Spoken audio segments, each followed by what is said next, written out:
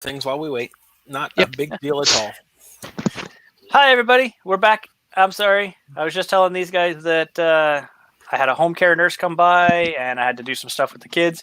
And by the time you turn around, time elapses. So without further ado, almost like it never stops. And I'll get back to continuously breaking mine. So,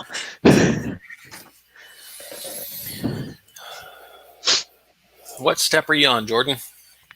That's a damn good question, Bob. Step 27, prepare the PSU.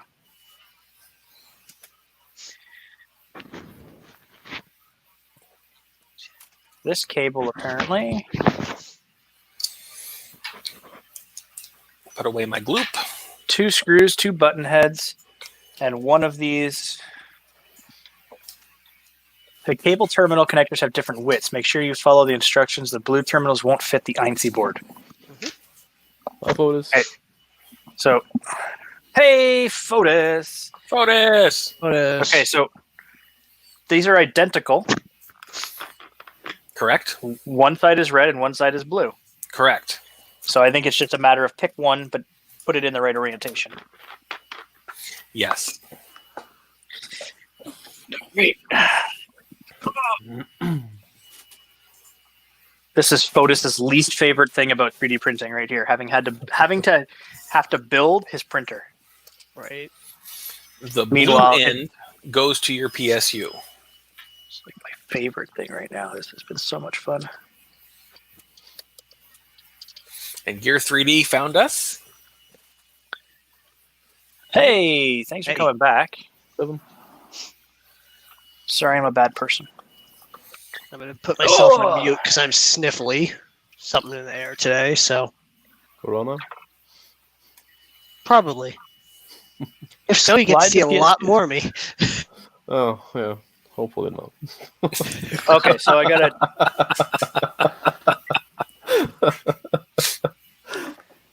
Oh, hey, Bob. Yeah. I finally found where that Phillips screwdriver is being used. Yeah.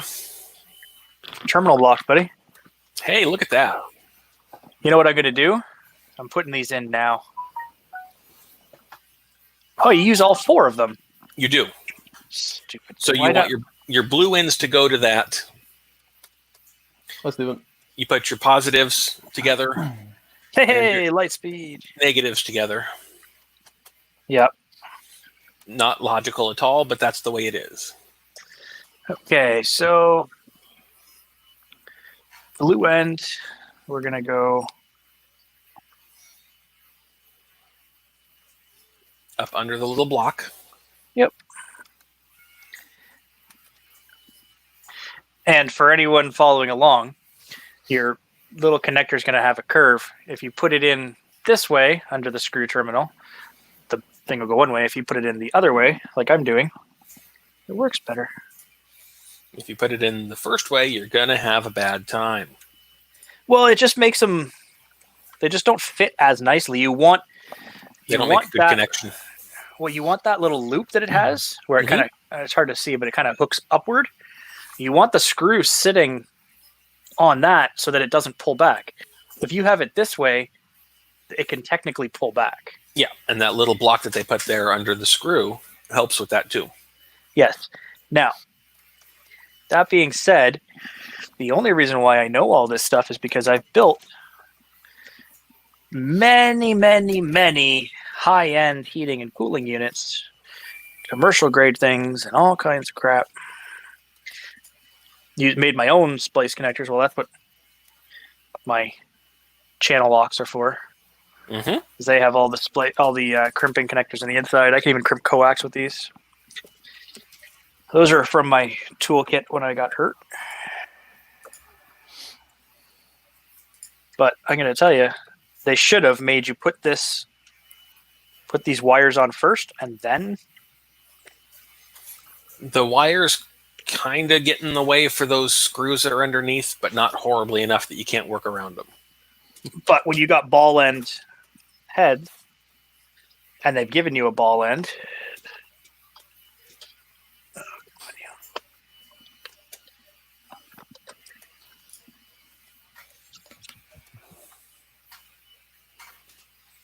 And don't tighten those down yet. It needs to be loose so you can line up the other holes. Yep. I'm just tightening it up enough so it doesn't fall over.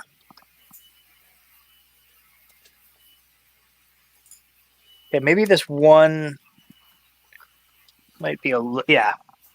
You kind of have to hit at a little bit of an angle for that one wire, but now I don't have to flip the thing on its side to try to. Oh, just wait for it. You will. Well, I know I will, but it makes me feel better that I don't. You're going to end up putting it on its head, I bet. They have these cool mounts now where you can print them and put your Prusa upside down to work on it, which would be very useful if I had ever needed that.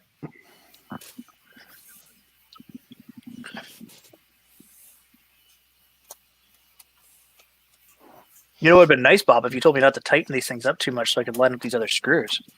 You know, these guys, they say things and nobody listens. You know, the part that kind of stinks about a black plate, I just want to call it a PlayStation, but the black power supply is that. Oh, I see. It doesn't bottom out all the way. That's why.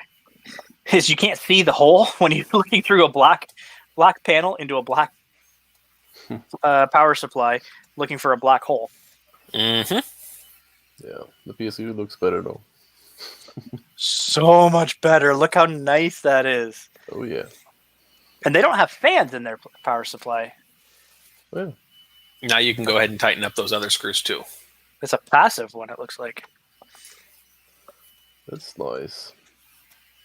Yeah, it really is. Hello, Hino. Hi-no. Lightspeed, are you still traveling the globe? What's the deal here?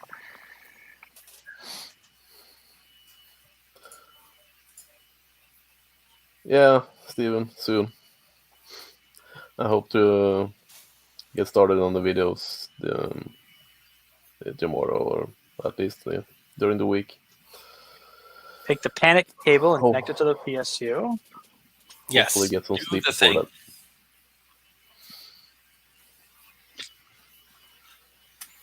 There you go. And Now, candy time again? I'm going to disagree with this step. It says not to put the cover on. Flip the wires under the printer and put the damn cover on.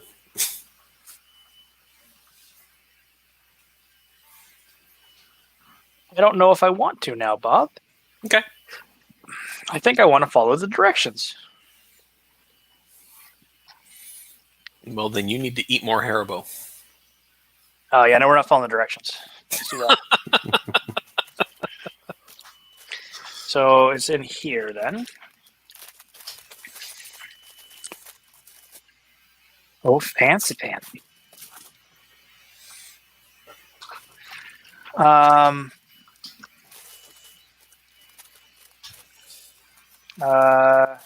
Oh, wait, I know what I'm thinking. I'm looking around going, I don't have another bag of screws anywhere, but that's because I betcha they're in this box. What the? Oh, I was like, why is this not sealed? Right, they tested in the factory. Testing? Yeah. So that's the funny thing. So they give you the INC board in there, and the screws for it are in this box instead of just putting them in a bag with the other stuff. Like, I think we're going to call that a complaint. You're going to need 2 of the M3x10s.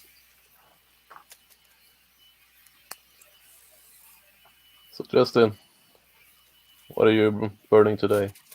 Oh, nothing. Just Nothing? having a heater thermistor error on my middle printer, so change that out. Got to wait for the firmware to rebuild and hopefully not have an issue. It only happened when the fan was on, so Yeah. that's not a surprise. No. So I'll fix it. Gotta love firmware. Should be easy. Yeah, done it how many times before, right? Yeah. Yeah. Too many times before. Too many times. Come on, you stinking thing. Work. Start. Like the power supply cover. That's nice.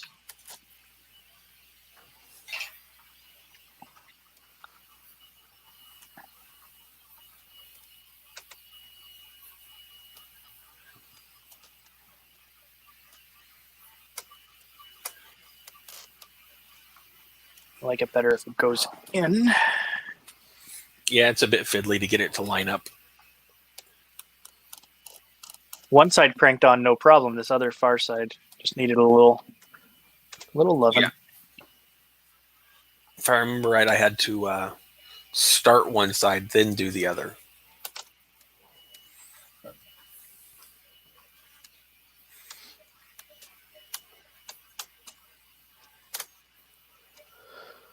The other thing with having, if you only have, if you're only using the L-shaped Allen keys, the tendency is always to start it with the long end and finish it with the short end. Yeah. You could easily overcrank everything. Yep. And snap anything, right? Like. Yep. For the next steps, you're going to need to turn the printer around. Yeah, I was just trying to make sure that these wires aren't getting caught up on anything.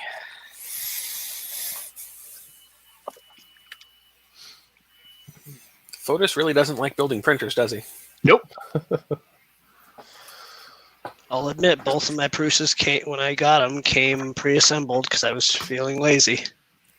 I've of course taken them apart and put them back together 6 times since then. So.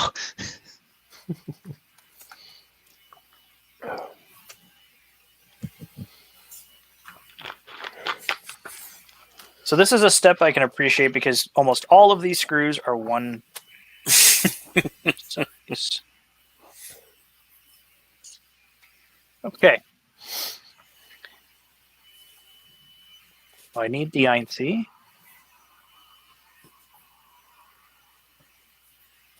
Hey, look at that. Note, the anti-static bag will be opened upon arrival. Each board is taken out and tested before shipping. Hey, Dan. Take the 4. Hey, Dan. You haven't mounted the door yet, did you? What? You skipped some steps. Oh, damn it. My mouse, it scrolled on me.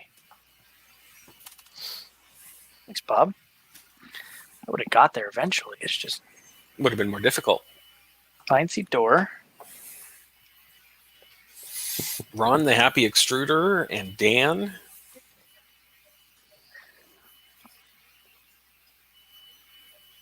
I'm doing good, Dan. What are you doing today? Besides yelling at cats and kids.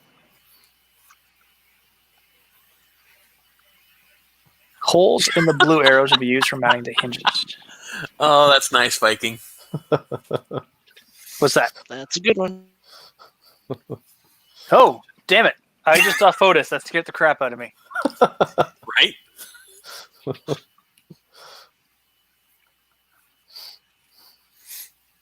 Okay, so we're going to go to the lower one right here. And this little guy goes in there. Yeah, I tried 2 photos.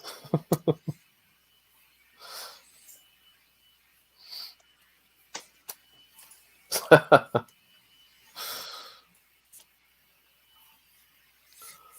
see.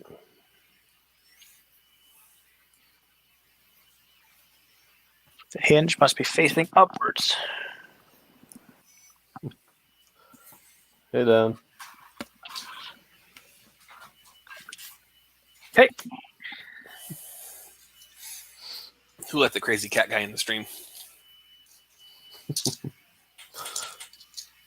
I don't know. Okay, now I take the door. Slip it onto the hinge. Rather snugly. Now I need the other one with a screw. I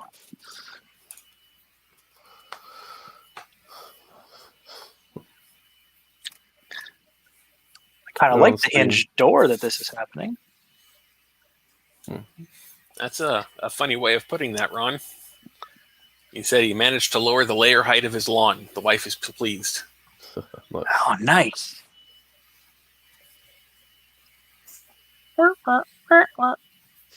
Let me see if I can get Did you get the square nut in it? there. That is like an obscene amount of light. There we go. Yeah, the square nut's in there. Good deal. Plus, you can add it later because it's accessible. Yep. Okay. Wrap a cable. Seriously? Yep. Wrap the sleeve around the X-axis motor cable.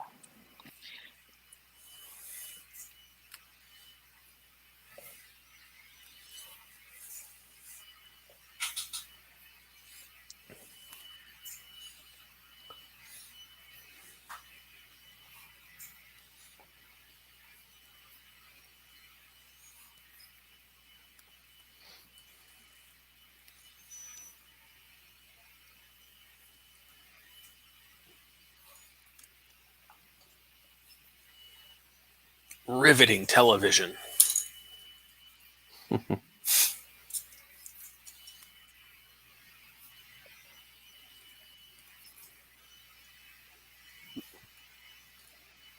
This little one just doesn't like to. Ron, this is step 7 of chapter 8. Just by saying that, Ron's like, "Oh yeah, I know where he's at."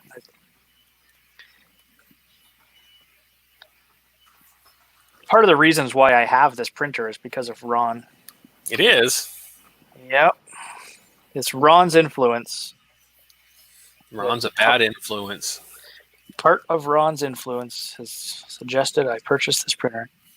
And believe it or not, Fotis is also one of the reasons why I have this printer. What?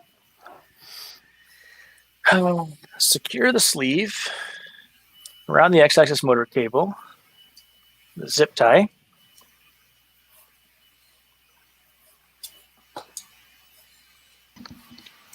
I'm actually going to step out for a moment. I'm going to go mow my front yard.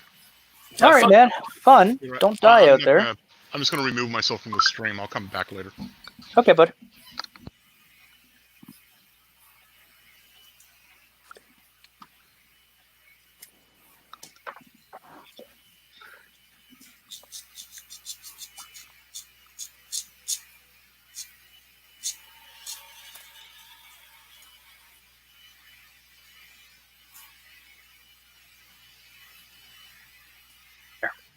We got room for 2 more. Boy, those are some horrible noises. This textile wrap is kind of nice. I like it. All right, now we can do the base.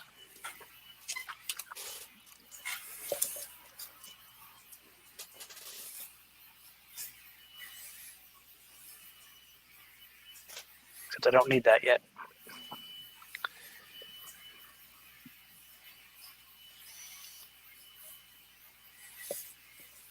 Square hole.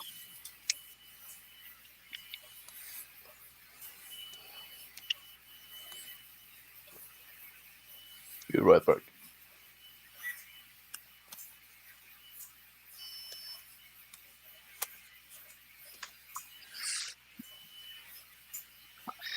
Another square one goes here. You got to admit, though, that the planning and intelligence behind where to put screw holes, where to put bosses for stuff, like I'll give all you those planning. different. There's questions as you're doing some of the next steps here as to intelligence. Yeah.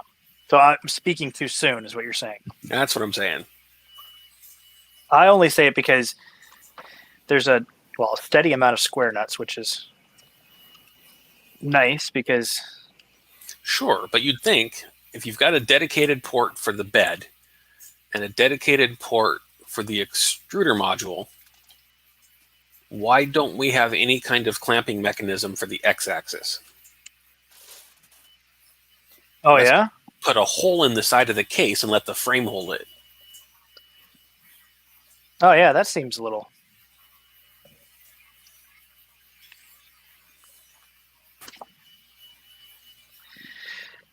It could fall back on a space-saving system here.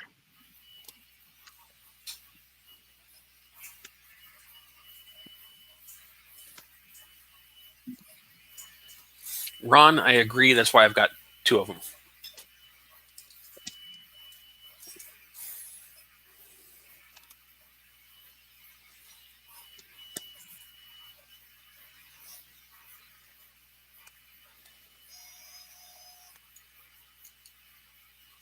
See, and here's, like I said, I'm going back to this mechanical Mhm. understanding of things because, so I just had to push that square nut into that hole.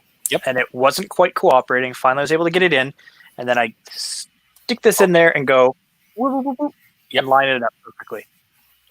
It's a step that I'm sure they could very easily and probably have mentioned how to do it. But if you don't have that mechanical Well, and know-how, the thing is, I know that they're using a Dozuki for their manual here. I know that you can add video to the Dozuki manual. So for things like that tip right there, a quick do this when you're doing these nut inserts Yeah. would make sense. or like when the screw hole is too loose. I'm out, guys. I'm going to the girlfriend. So Well, have Okay. fun. Have fun, Viking. I will. Later, buddy. Yeah. See ya. See you guys. Bye bye. Oof. We got smushed. Look, Bob's right here. That's better. I feel a little claustrophobic. Thank you, Jordan.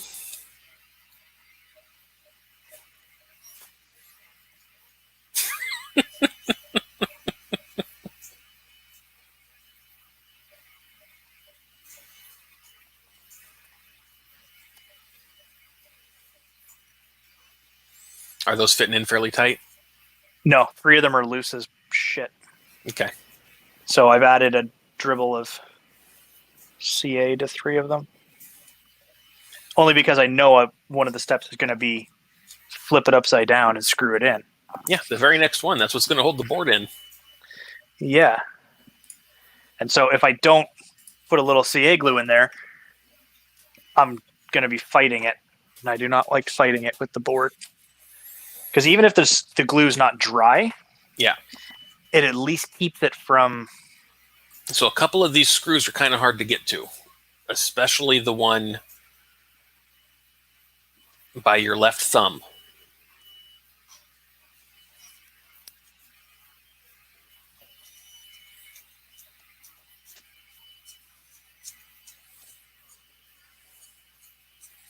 Because that little bit of plastic gets in the way.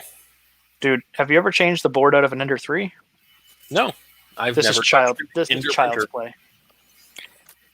When you try to have to fight to get the main board in an Ender 3, Ron's going to tell you right now too.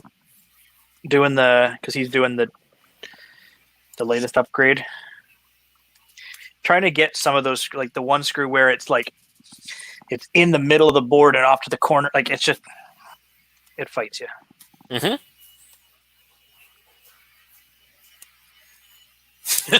There's Ron. Ender 3, that board. Ugh. Uh-huh.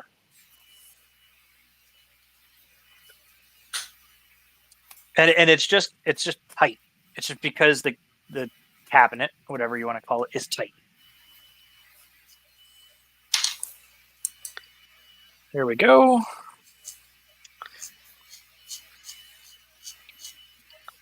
He says he used Ant-Man to get to it. You have to. Yeah. Okay. Now I need to take a couple screws and stick them in the Welcome frame. back, Travis.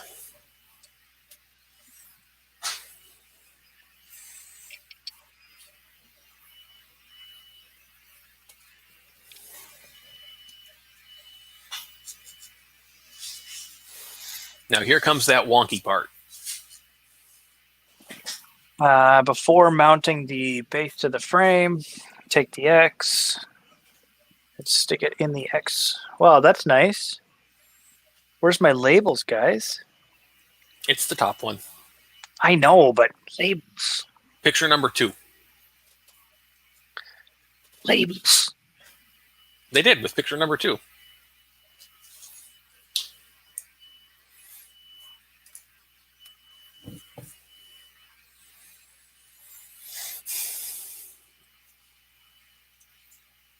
But see what I mean about all the rest of the chords have this fantastic little path and that one just doesn't? Yeah, it's a little odd.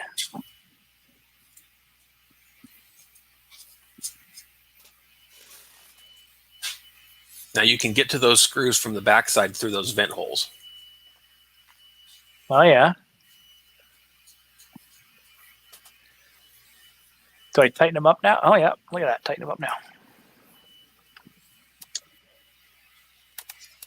Fernando's back.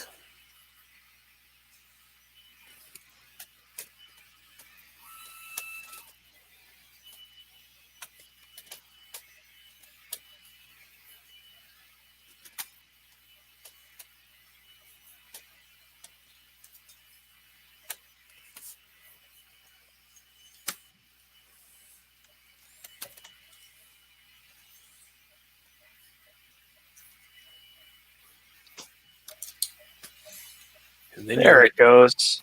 cable management part 1. It just squared itself back up.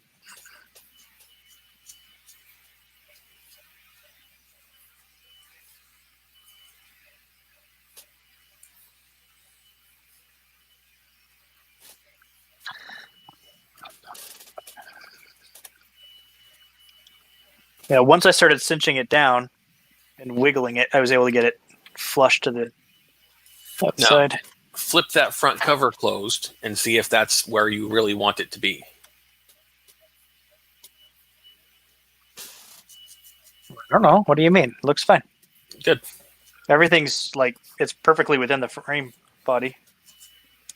That gap along the cover is pretty even. I assume it gets like a screw, right? Yeah. That's what that nut insert before was. It screws in from the back there. Yeah, once it gets a screw in there, I think it's nice and clean. Good deal. Then I think I might be able to give myself just a little bit more x-axis slack. Shouldn't really need it.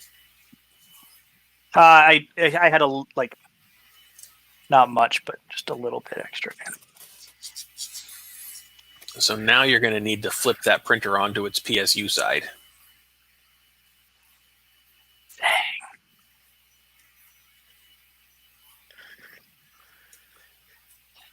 What are they doing here?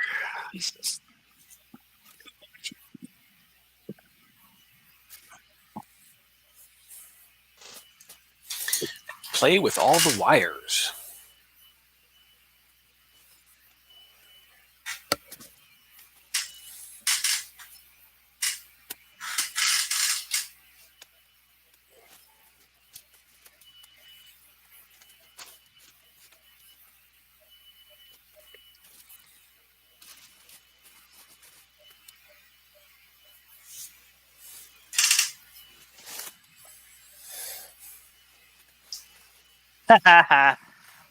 Look at that.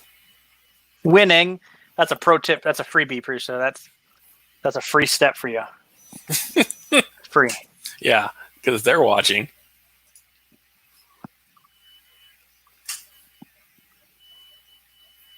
So the remember I wires come. didn't like that cable management? So, okay, so the wires on the picture show it going On the silver. under the frame. No, on the silver. Look at the black. Okay, I see. The black is. Oh, come on. So the black picture is just straight up? Is Yep. that it? That's it? Just straight up and in? That's it? Kind of. There's a couple of zip ties along the way, but basically, yeah.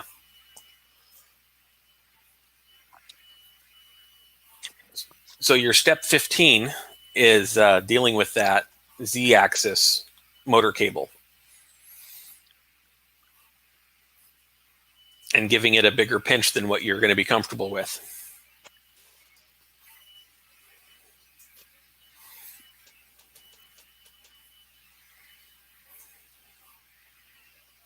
Yeah, you know me so well. No, you just already told me. That's what I mean. I don't like pinching wires.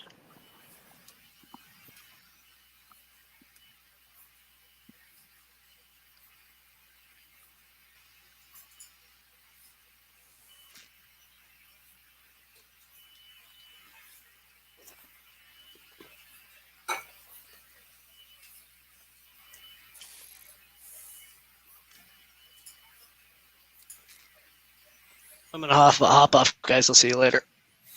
Bye, Justin. Okay. Later, buddy. See ya.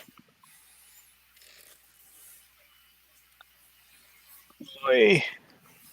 Bob, this is Right?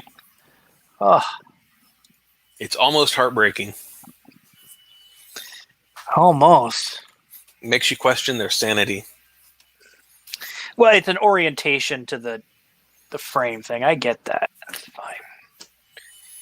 But crimping that cable around the frame like that.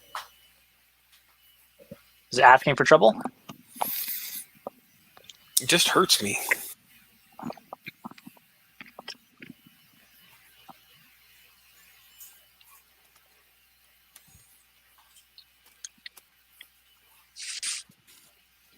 No, I assume that we run up and through here because... Well, let's not assume. Let's just go to the next step.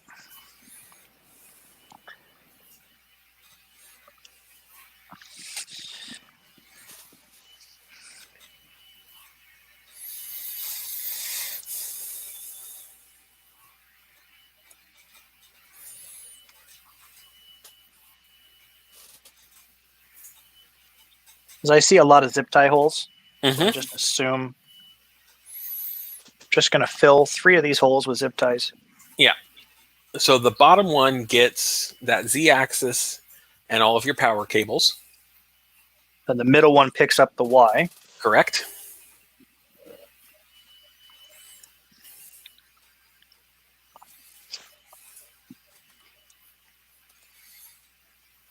Then you ignore it for a step.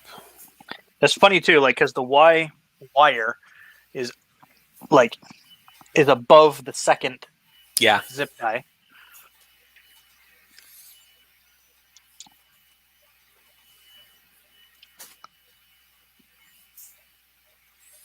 Ron, I agree. I like the Bears cable management much more better.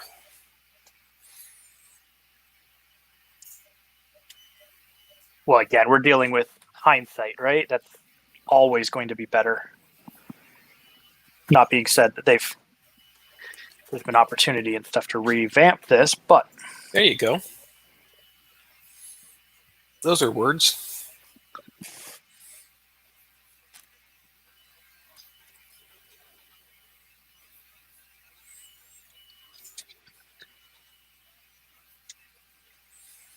Now there's a little divot there at that next zip tie that your screen cables are going to end up popping through.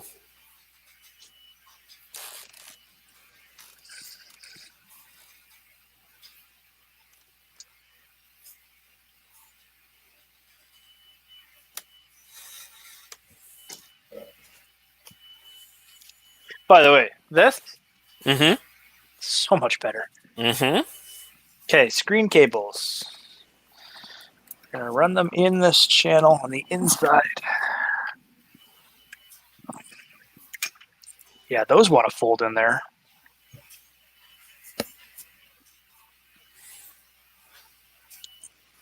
Said no one ever.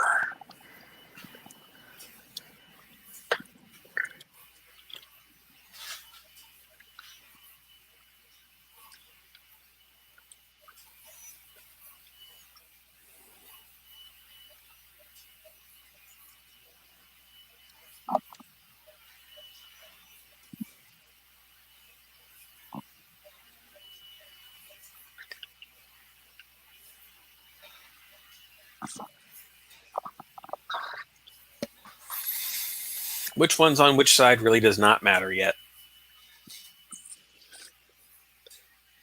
No, I just like to keep it so that I'm not Mhm. twisting them in there, so that they're nice and even skis.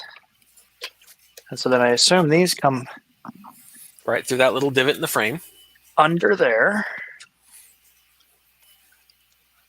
And then probably turn 90, right? Well, just leave them hanging for now. You're going to use another zip tie, and those other cables that you brought from the other side are going to hold those ribbon cables in place. Oh, I see. Okay, they're going to go right here. Yep. So I was smart to put my zip tie in first, because trying to feed it in through with this ribbon cable here would be a pain in the ass. Plus, it keeps my zip ties all the same orientation, which is an aesthetic thing for me. It's like all the nubs have to be, if you're going to do them, all the nubs should be equal. And I agree. okay, Jake just a little bit of State slack Farm there. says, yuck, a Prusa. What? Matt from Jake from State Farm? Right? Damn it, Matt. I gave you a compliment this morning, and you turn on me. He did. Chris Travis, there are 3D printed clips for those cables, but for now, we're just going bone stock.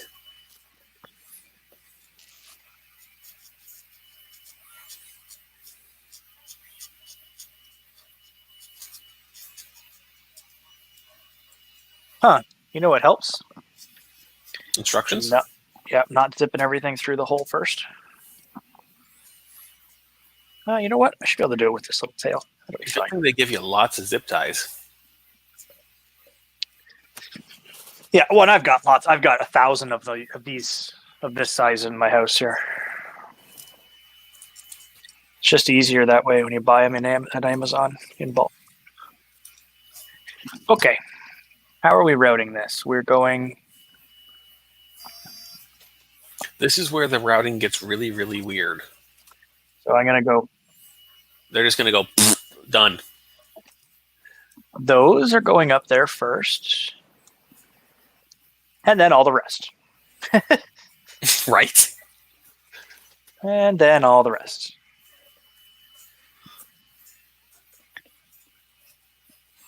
It's a good thing there is those feet, because that's a bundle of freaking wire, man. Mm-hmm. And then zip your zip tie.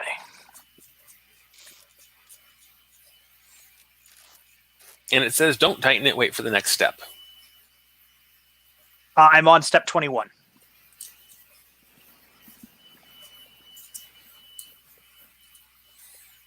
Zip tie should be snug, not crazy. Got it. Make it crazy and you break your cables. Yeah, but, routing it in and amongst itself and over on top of itself is not. Mm-hmm.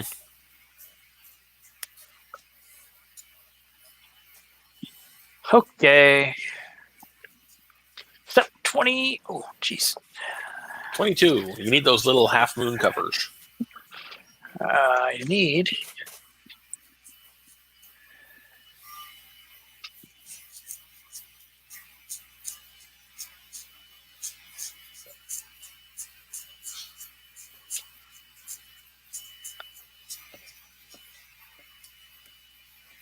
It sent a text to my wife. I need a delivery.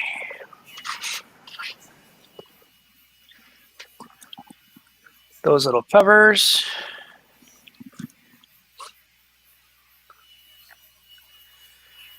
Okay. Can I flip it normally now? Yeah. Yeah.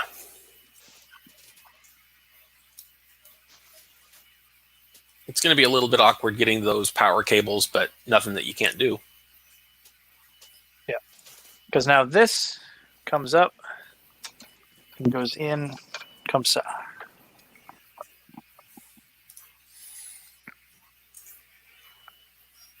And the heat bed clip.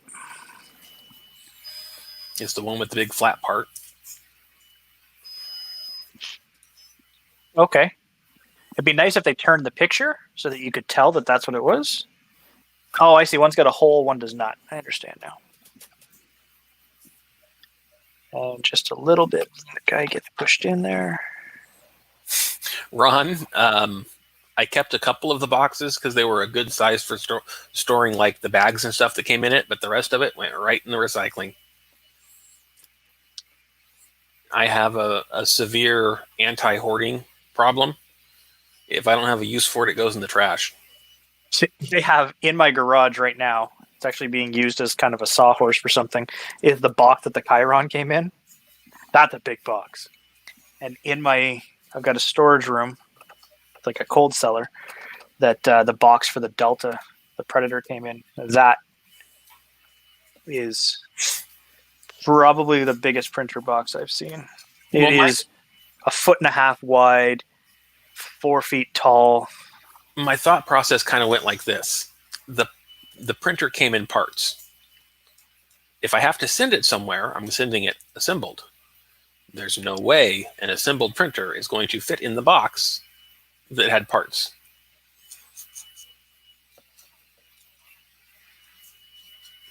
Make sure the sleeve is inside the holder. How much of a sleeve is inside the holder? Just a bit. Because really, I want the shortest possible route for these wires, don't I? You're going to have a bunch of wires that are just folded up and tucked into the case. Yeah, but the heated bed, I just scrolled forward, is the closest to the back. So it's okay if the wire coming through is a little bit short because it just has to go up and in. Correct.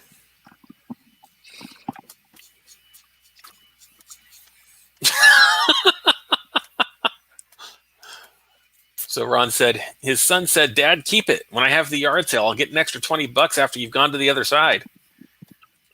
Well, that's because you can once you have the box, it's almost like a collector's item, right? It has all the No. You can never claim that it's never been out of the box. No, but you can sell it with the packaging. So now it's an authentic, all the packaging is included. Okay. Okay, step 23, connect to the heat belt bundle, did that. I think my response would have been, here's $20, leave me alone. Step 24, we are going to connect the cables.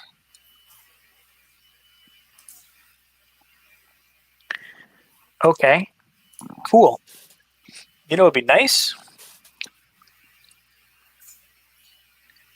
Connect to the wire. The heat is bed and the INC. Red arrows indicate positive slot. Okay, good. So the red wire goes here. Yeah, it's the weirdest thing. On the PSU, they put the positives and the negatives together. On the INC board there, not so much.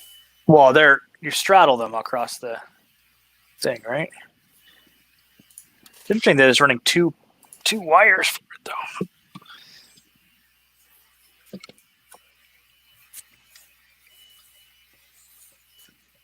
What do you mean you straddle them? Like on the power supply, it's not. Yes. It's not positive, negative, positive, negative. It's positive, positive, negative, negative. Correct. But on the INC, it's positive, negative, positive, negative, positive, negative, positive, negative. Correct. And I need a C hair more wire. Jerry, just the two.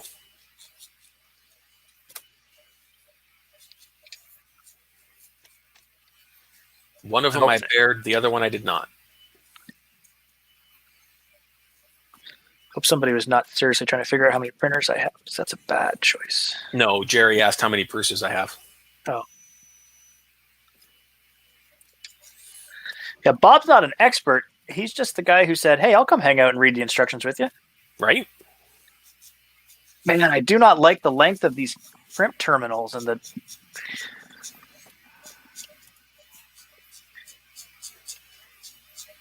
Your power terminals are short? No, it's just the heated bed. Okay. I just don't like the 90-degree bend that they have to make. Yeah. So I'm just trying to give them a little bit more. Give it a bit of a loop. Give it a little bit of a slack. Well, maybe not a loop, but just a slack. I like that the pictures in the instruction manuals are from an earlier model of printer. I guess I can get away with a little bit more, actually, if I go full forward with the bed.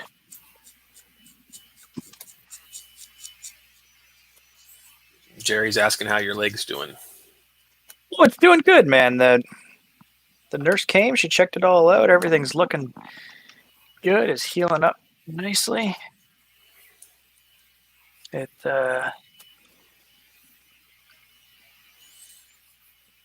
No, he's not nitpicking, Mike.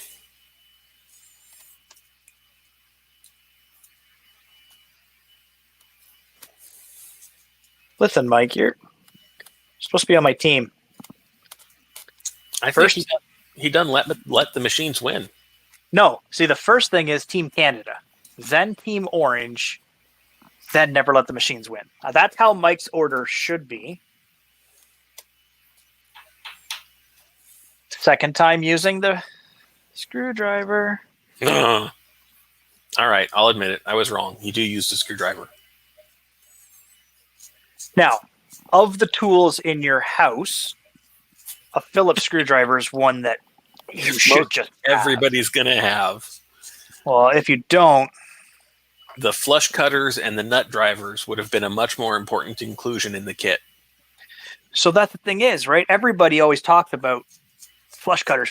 You know, I have so many printers, I've got so many flush cutters, yada, yada, yada. But if you only ever bought Prusas, you'd have no flush cutters. And then you'd be like, I don't understand what flush cutters are. I have been a tinkerer for far too long. I knew what flush cutters are. Oh, and see, okay, step 25, proper orientation of the cable. Wouldn't that have been a good one to put as well for the power supply? They did. Oh. Well, never mind. I'll just shut up now. Okay. So many stinking wires. But what they didn't do was tell you to plug that in yet. Plug what in? You're Oh, gonna the thermistor? So you got your power and your heat bed all plugged in? I've got my heat bed plugged in. I'm working on power now. Okay. The trick is getting it out of the way to work on the other ones. Yep. And what do we got here? You got two sets of cables from the PSU. It does not matter which ones you plug in first or second. No, it's just red on left. That's all. Positive is your very far left terminal. Yep.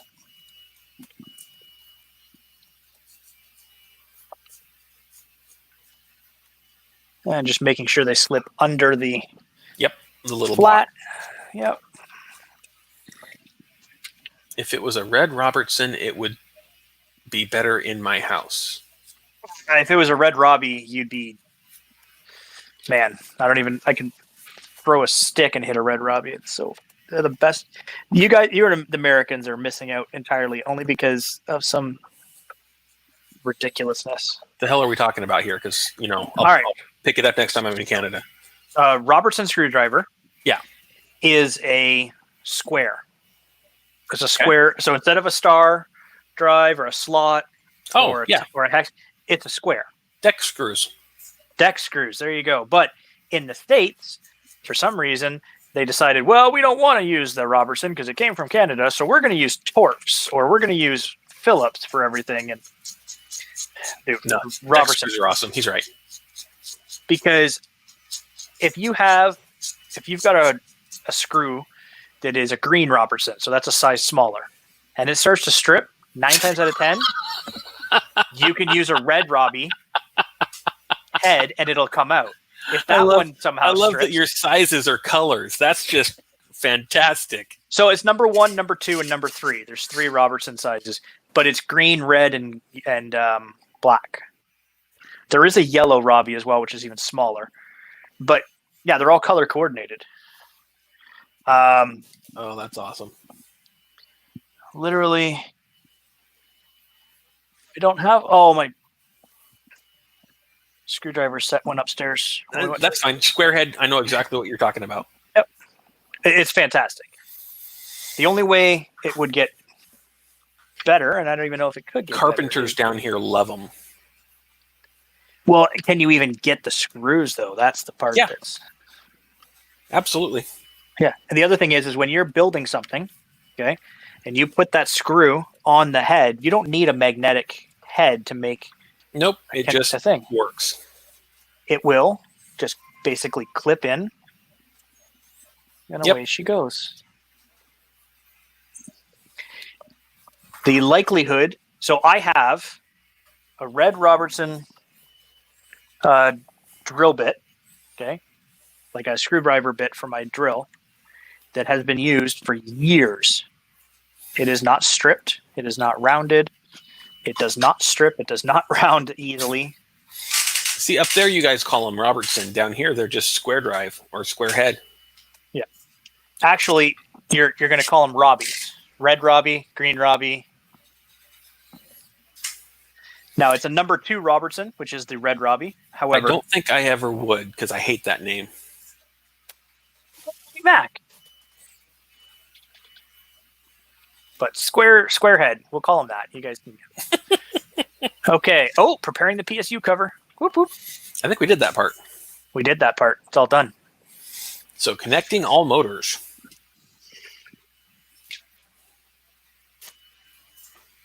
There is just a mess of wires that hang out the bottom of this thing, eh? For a bit. Well, like even... So what I did after everything was plugged in was I just looped them up into the box and closed it. Okay. So that I didn't have that mess hanging out underneath.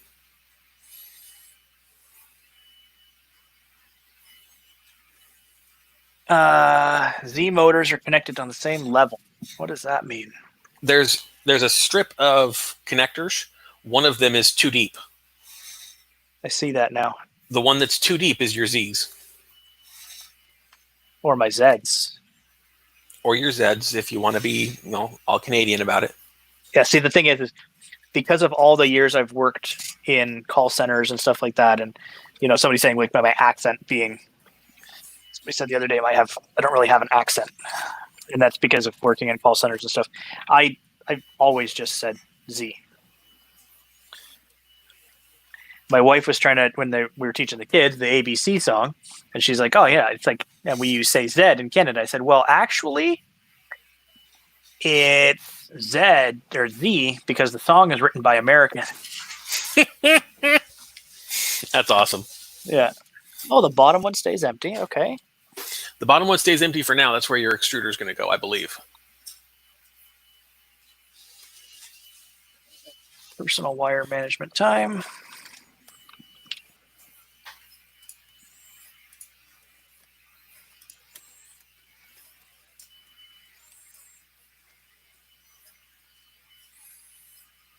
Click. Okay, there's X, Y, Z. Good. Power panic. Got both your Z's? Both my Z's. Both your Z's. They're talking about the power panic. Tuck it up and then down. Don't worry about tucking it up right now because it's going to get in the way of the plugging in the extruder motor. Yeah, but at least I know I can run it up this back channel. Yeah. Everything will be fine. Does your INC board have one of the sockets with an orange insert? Yeah. Good.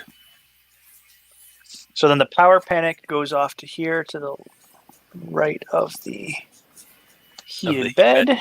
Yep. And then the heat bed wire itself goes into this top row. Good. The third picture has a pretty good illustration. Yeah. Connecting the cable extruder bundle. Find the slot in the nylon filament. Slightly separate the nylon from the rest of the cable.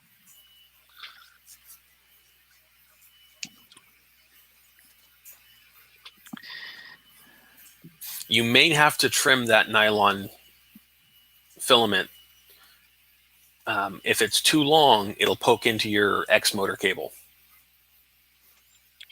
I don't think it's going to be too long. I just got to...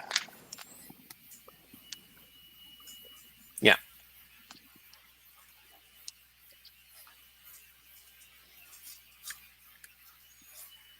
Oh, nice. So nice. Let's give it a nice little... Now, doing that shortens up the sleeve and makes that longer, so you might have to trim it up. It does. Let's see what happens. All right. Okay. Flush cutters.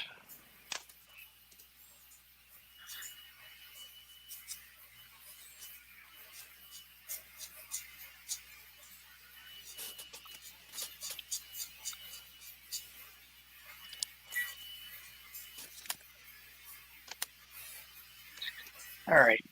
Genius came up with black power supply with black.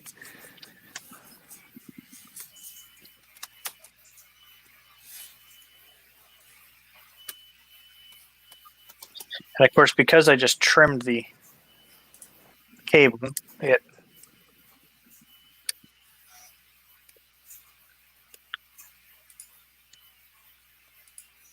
got a burr on it.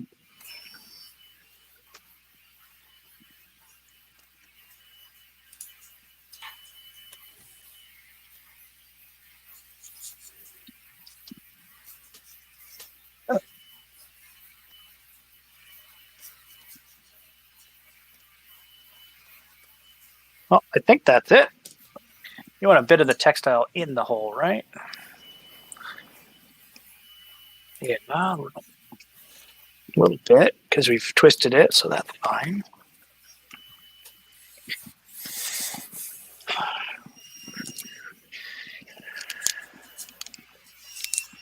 Clamp her down. I'll go back to some civilized screwdrivers like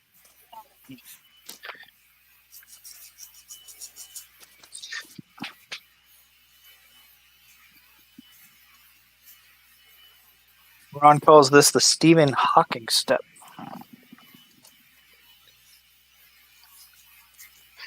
Holy crap, that bundle is fat. It is. There's just no way.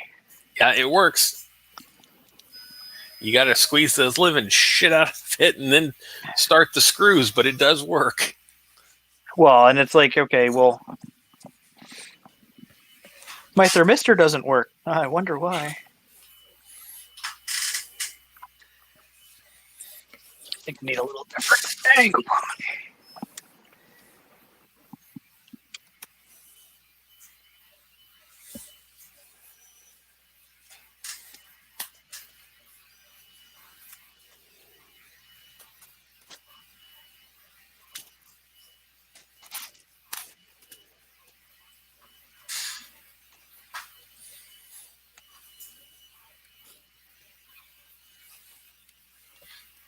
Grumpy Dude says to twist your cable sleeve, but he already did.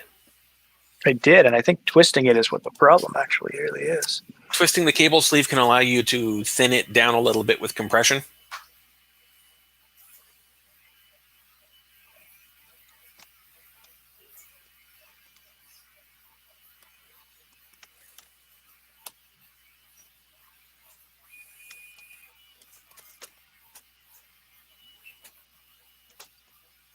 Craziness, isn't it? You know, just even a light bit longer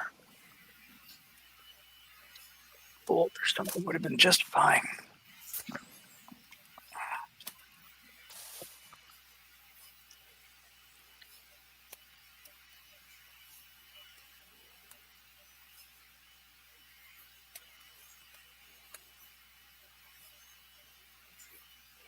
There you go.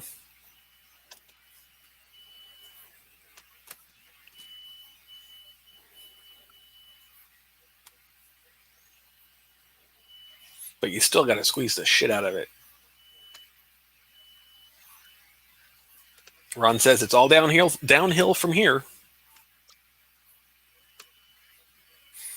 And Fernando says he didn't like that sleeve, so he replaced it with a drag chain after a while. And then Josh says, I'm back. What's up? Look at you, slicked hair, fresh faced, Yeah, I got showered. and put some pants on. I wouldn't got- go that far. I got my unicorn pants on. So, did you guys watch Geeky Faye's video of building I have not yet. Wellbots? So I made a joke on Twitter. I'm like, you're going to get some extra views because for a moment, until you see the behind the scenes picture, I didn't think you're wearing pants because she's got shorts on. Okay. Yeah. So all you see is leg. Yeah. And you can it's not obvious if you're not paying attention, but if you're like, hang on a second, is that leg? Yeah, that's somebody's leg. Is she naked building this spring thing? Because I mean, whatever floats your boat, but Whose stream was that? It was a video that was posted by Faye. She finally posted her first video. okay. Yeah, I watched it. Connecting the extruder cable bundle. Step 34. Now, pay extra attention here, Jordan, because you do have the MMU, even if you're not installing it yet. Connecting the filament sensor cable properly is crucial. If you do not follow the instructions properly, you will burn the sensor. Don't connect the cable now. Wait for the next step. To ensure the cable is connected properly, we are introducing a new part called plug aligner, which is now distributed all MK3S leaving the factory. In case the plug aligner falls out during the transport, gently push it back in. Lower row for MK3S use these pins for IR sensor. Upper row, these pins won't be used in this manual. Oh, I got to move that later. So I want the lower row. Correct. So the 2 rows are available, but I only want the lower one. Correct. And they are polarity sensitive for this one. So I want the white to the inside. And then red, black, lower row. Done. Yay. All right, well, pack it up. Okay, let's go. We're done. Okay, now. Whoa. Got Now more you got a cables. lot of cables to plug in. Okay, so now let's get this nice Which one you got? orange one. I'm just trying to see all of them. That's the other problem is some jackass decided to put a light on in my face and Sorry. Just trying to flash you.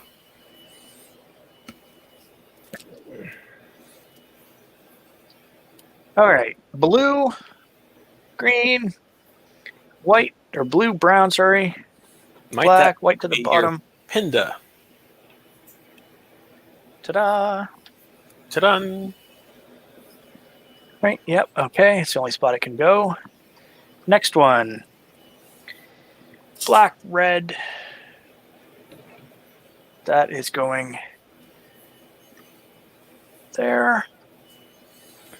You do have a couple of different fans to plug in, so Okay, so that one over here was the extruder. yep. Now, is it a happy extruder or is it just an extruder? Does the happy part come later, The happy part comes after it works. or is that only Ron's thing? Is that just how it is? Extruders can only be happy when they're extruding. MK3S IR sensor. Looks like we're going top shelf. Yellow extruder thermistor. Oh, Your IR sensor should already be plugged in. That's your What? filament sensor. oh yeah, I did that one already. That's the 3 Yeah. color one. This is the thermistor. So he goes. Okay. The thermistor goes right there. Ron says it's happy after it prints. Okay. And Mike says this is where you realize how colorblind you are. Then directly next to the Pinda, or the IR is the other thing. Holy crap, dude. Come on, guys, make a bigger case. And there's your heater cartridge for your extruder. There's only one place it can go. Whoa. That is quite the effort. Okay, number 1. 2 more cables. And then I get to fold all these up and shove them in. Yep. So the number 1 cable goes to the outside. Perhaps even more importantly, then you're done. What? That's it? Finish up those cables and run a test print. Shit. Oh, I gotta build this spool holder still, Bob. Come on. Kind of. There's minor little tuning steps to do. Yeah, you gotta set your pin to depth. But you get to turn the damn thing on. Oh, I don't know if I want to do that today. Okay, look at this. Like just Yep, Ron, we triple verified that. Yeah, now you got to fold up all those cables and get them to fit in there. Now what we're gonna do is we're gonna make something that is called a better way of life. Now this We're is We're gonna pull the slack out of some of these cables down, where I can then zip tie them down here to keep them nice and out of the way. First modification of my Prusa right here.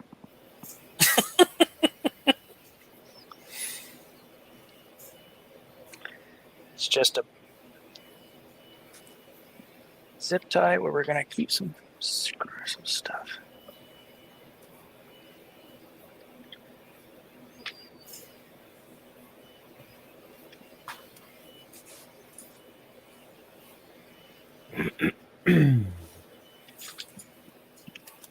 Yeah, I like that instead of giving you like 7 zip ties, they give you a full bag.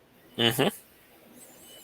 They gave me so many, I did not open the second bag. Well, I won't open the bag for the, like if there's any in the MMU, I'll just use these ones. Mm-hmm.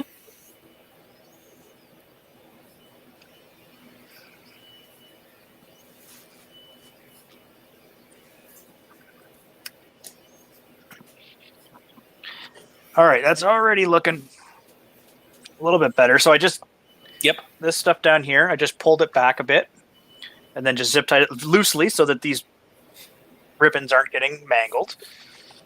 And now what I can do is now I got a little more room in here that I can fold and tuck. Tuck wires up, tuck wires down.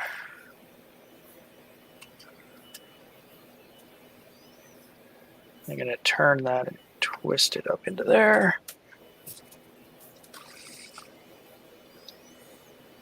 And then we slowly but surely ram the cover closed until everything works.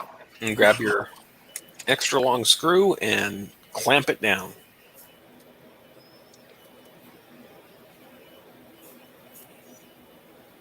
And it amazes me too that the drivers don't have any problem with this, being that there's, get back in there, thermistor wire, don't get, no, thermistor wire.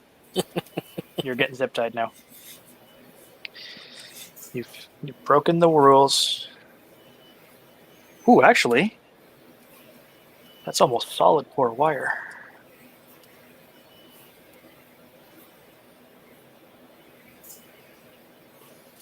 Twists. Turn.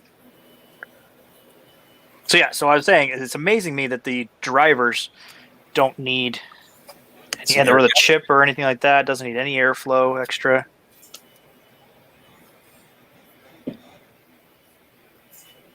Yeah, I'm not exactly a fan, but I also am not willing to go through and completely redo it.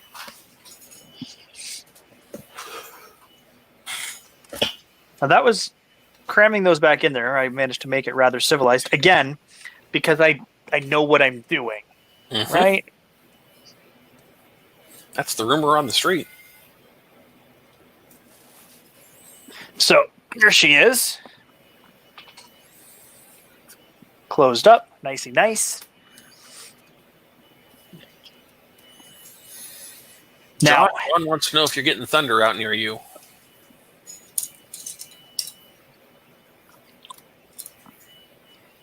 Josh may have gotten thunder and is just frozen solid. Nope, he moved. Nope, I'm here. Sorry, reading the email. It's okay. I'm gonna break the rules and modify my Prusa.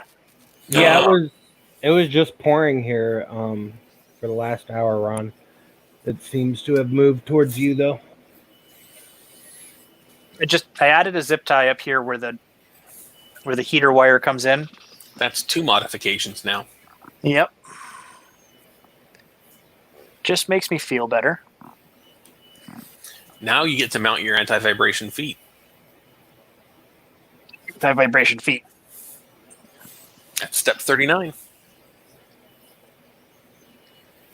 But no, it said earlier, if you haven't already, do it. Right?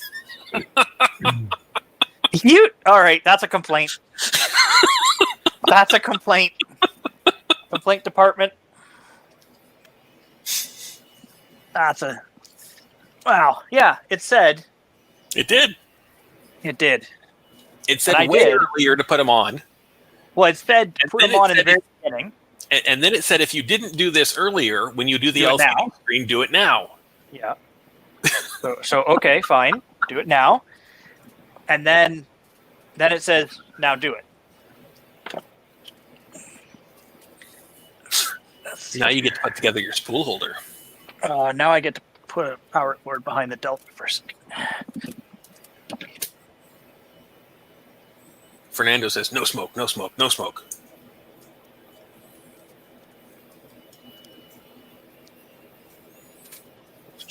No.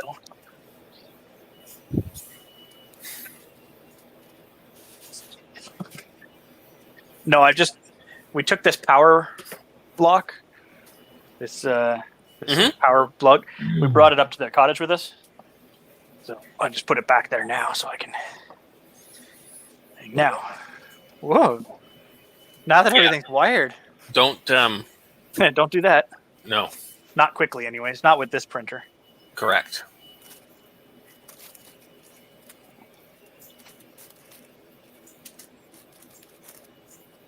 But before you get carried away plugging it in, Not plugging it in yet. I'm routing wires, Bob. eat your gummy bears. Mm-mm. Gummy bears are a reward for a job well done, not for having built the thing. Now, what I want to do...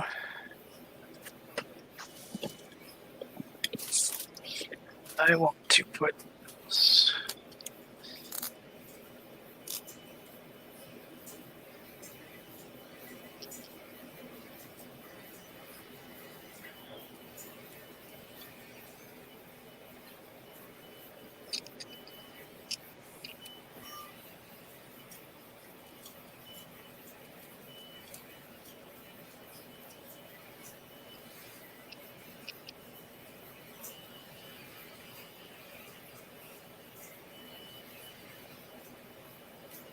There. So I just used a oil-based paint pen to put some silver on my plug. So later on in life, I know this is the plug for the MK3.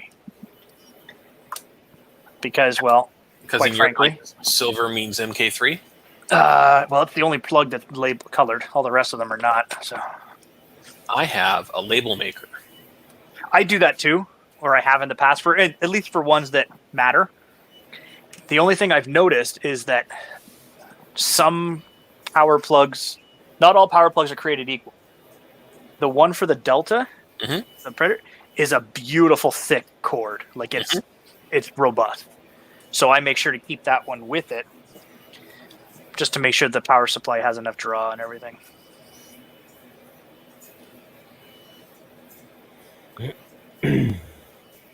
So did you put together your spool holder? Not yet. We're getting there. We're on to the last. This box is now empty. This box is empty.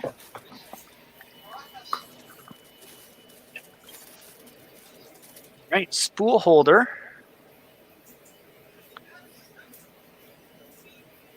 Do not use excessive force during the whole thing.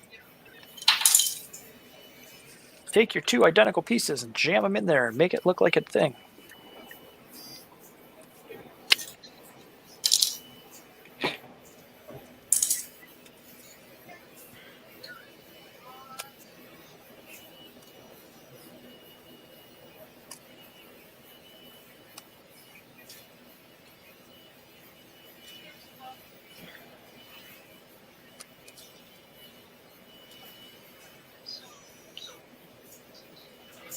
Deuces. Being odd. Wait, are you almost done with it? I wasn't paying attention.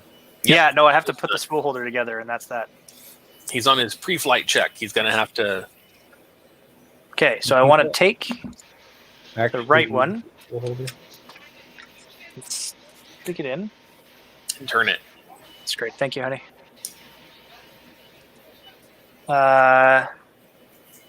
Note the arms are identical. Take the arm, insert it gently, rotate it away from you. Oh, that's why. So I was trying to stick them together and then twist. You got to stick one in and twist it first, and then put the next one in. That's what she said. And now she goes. Let the tooth sit on the frame. And then, oh, it sits from the back. Oh, I almost screwed up, Bob. Where were you? You're out of frame.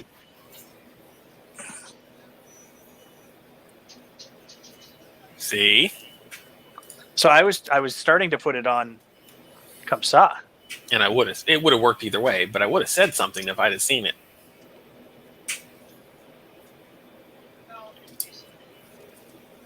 Ta-da!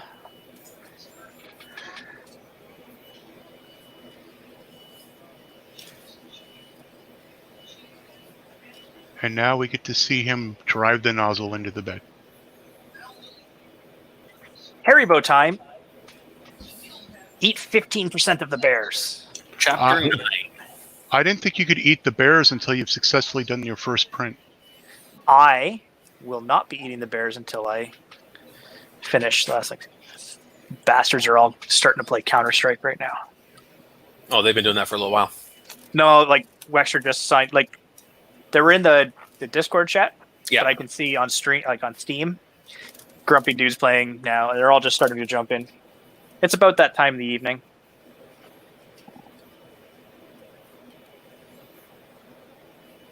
Ron, it's more important than that. It's which flex plate will he choose? Will he go smooth or textured? My wife just brought me down my nice new water bottle. Nice of her. I needed some Advil. My leg is starting to tighten up. Okay, ensure the printer is turned. Step 1, pre-flight check. Yep. Pre-flight. Ensure the printer is turned off and not plugged in. Move the extruder reasonably slow.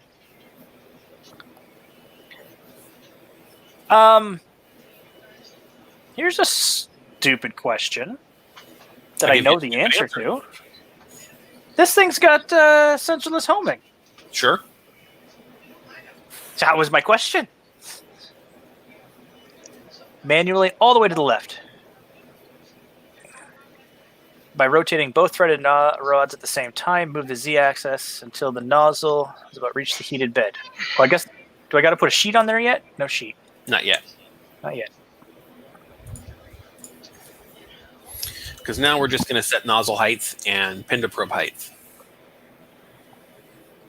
Nozzle height? I can't set nozzle height. There's no power. By setting your pin to probe height, you are rough estimating it.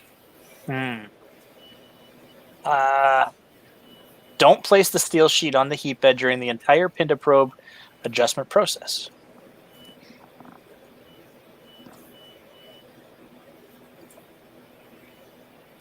Okay. Cable's totally going to cause problems later on.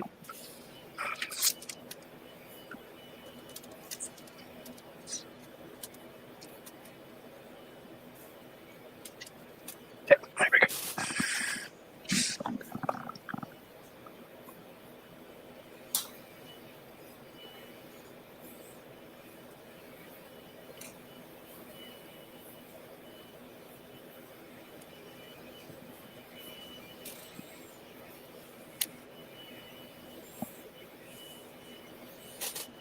You got that all on the bed? Check again. What? You want it touching the bed, but not putting pressure on the bed. Oh, okay.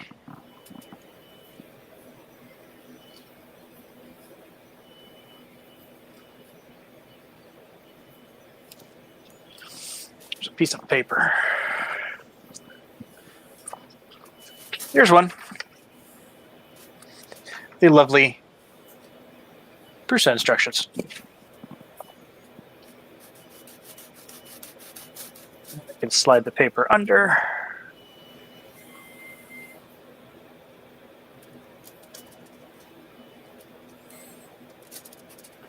Okay. Now you're going to move that carriage all the way to the right, making sure you don't dig into the bed on the way.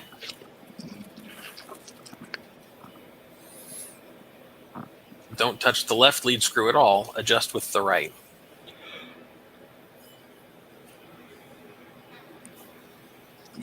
Oh.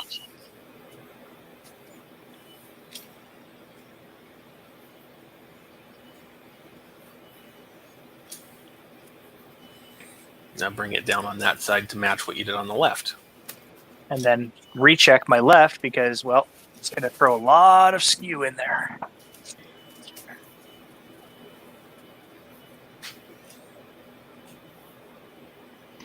Is the bed itself hard mounted? Yes. Ah, okay. Didn't know that.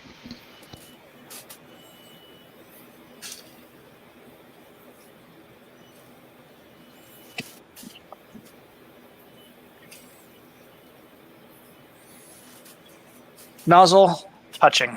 Great. Now you're going to move the extruder to about the middle of the heat bed.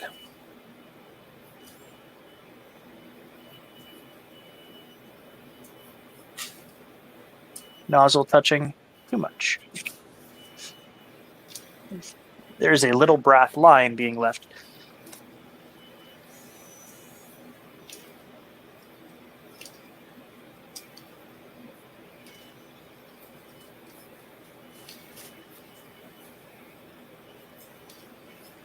Stupid thing.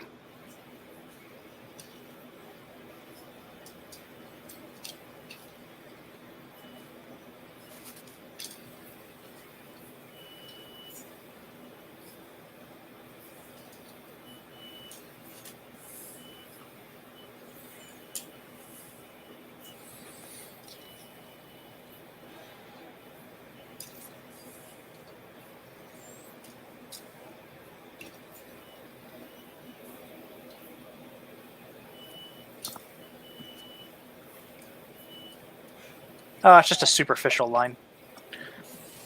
So now grab a spare zip tie, Ah, yeah. The old set the pinda based on the zip tie depth. right? Golan's raccoon looks like he's looking up at you and watching it. Thanks, bud. So now you stick that under there. I was actually doing it on purpose. Oh.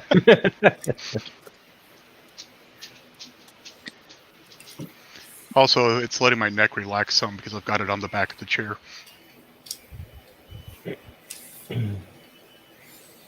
Place the zip tie on the thing. Slide this down.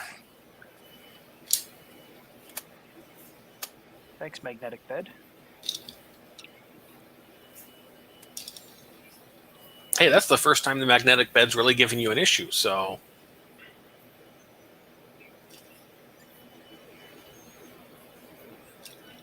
Usually it starts being a pain in the ass when you're trying to mount the bed. I used it to my advantage for that.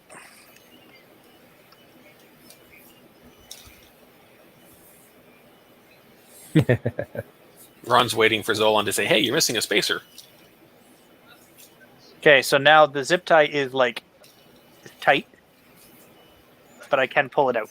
Okay. But it took a little force. Okay. Oh, now there's a new user guide. There Common is. mistakes during assembly. Blah, blah, blah. Prusa knowledge bows. Hairy bow. Eat the lots of your hairy bows. Fire the bitch up. Yep. And you'll do your self-test. Do I need to bring this up at all or no? Just leave it as is. Leave it as is. Stressful. It's frightening, And isn't it? And hope you don't have the X and the Z steppers backwards. He doesn't.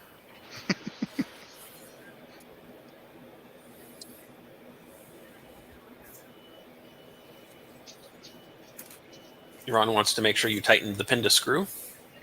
It did. This pin to right here. Tight. Original Prusa i3 Prusa Research. Which firmware version is it showing? English. Hi, I'm your MK3. Okay. Would you like me to guide you through the setup process? Yes, Yeah. you.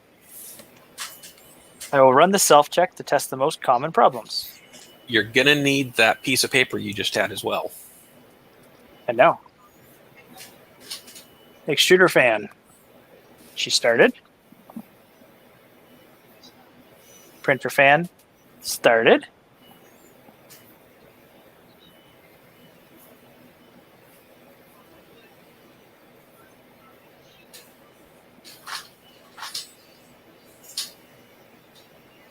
Although it's just, there we go. Okay.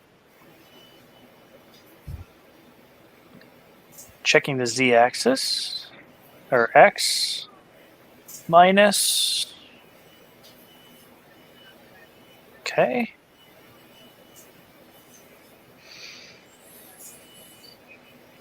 X, okay. Y? Ron says have your finger on the oh shit button in case it digs in.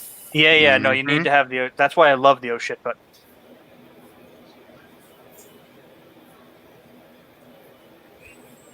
This is the time for the oh shit button, isn't it? It didn't dig in. Ah, That's fine. It's supposed did to. anybody want to get a little closer here now? Get a little closer.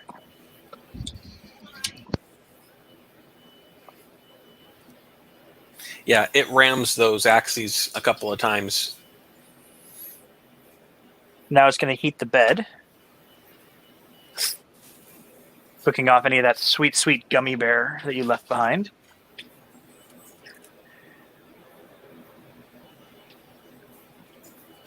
See if I can get a better view right here. Dang it! Now I'm gonna have to order a freaking Prusa. Hey, tell them I sent you, and we'll get you a deal. The deal is, you order it now, you'll get it later. Half off, double the price. You know what, Josh? For you, I'll throw in some gummy bears. Yeah, Ron, we've got one more potential for oh shit when it does its Pinda probe. Well, it did the No. Z though, right? It hasn't done it yet. It There's said a- it did. It said there's- Z okay. Yeah, but that's not. There's another That's not the full screen test. where it's finding Oh. the bed. It's got Well- specific sensor points that it's going to look for. Yeah, it's got to And go to those it's gonna circles. It's going to get really close to the bed. I know. I also enjoy this black power supply. I like, so far, this is fantastic. When I think about seeing people who have reprinted parts and stuff like that, really, if anything I would reprint is just the orange parts. I love the black. They're all good. I like them. They're all... So I won't be reprinting this anytime soon or anything like that. Like, Now, the good news is all of those parts are in your support channel. You can download them and print them. hot end is okay. All correct. I will run XYZ calibration now. It will take approximately 12 minutes. Holy moly! Is this the oh shit button time? Nope. Oh, it's gonna square up the top. It's going to ram that Z-axis all the way up. Yep, square it up.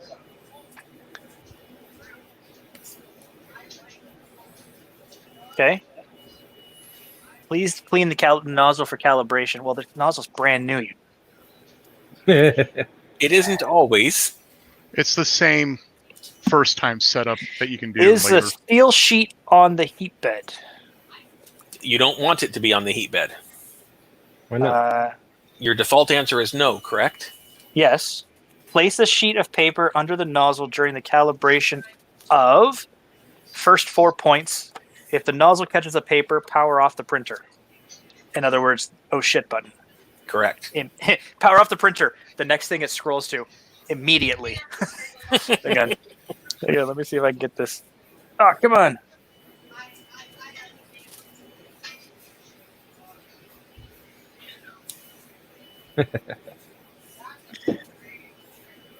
There you go. Place a sheet of paper under the nozzle during the calibration of first 4 points.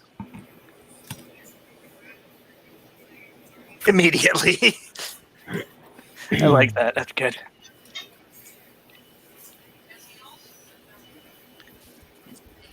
Okay, here we go. Ready? Set. Go. Don't die. These cost too much damn money. Don't die. It'll probably move the paper around because the paper's not perfectly flat. So if you hang on to the paper, what you're feeling for is for it to grab the paper.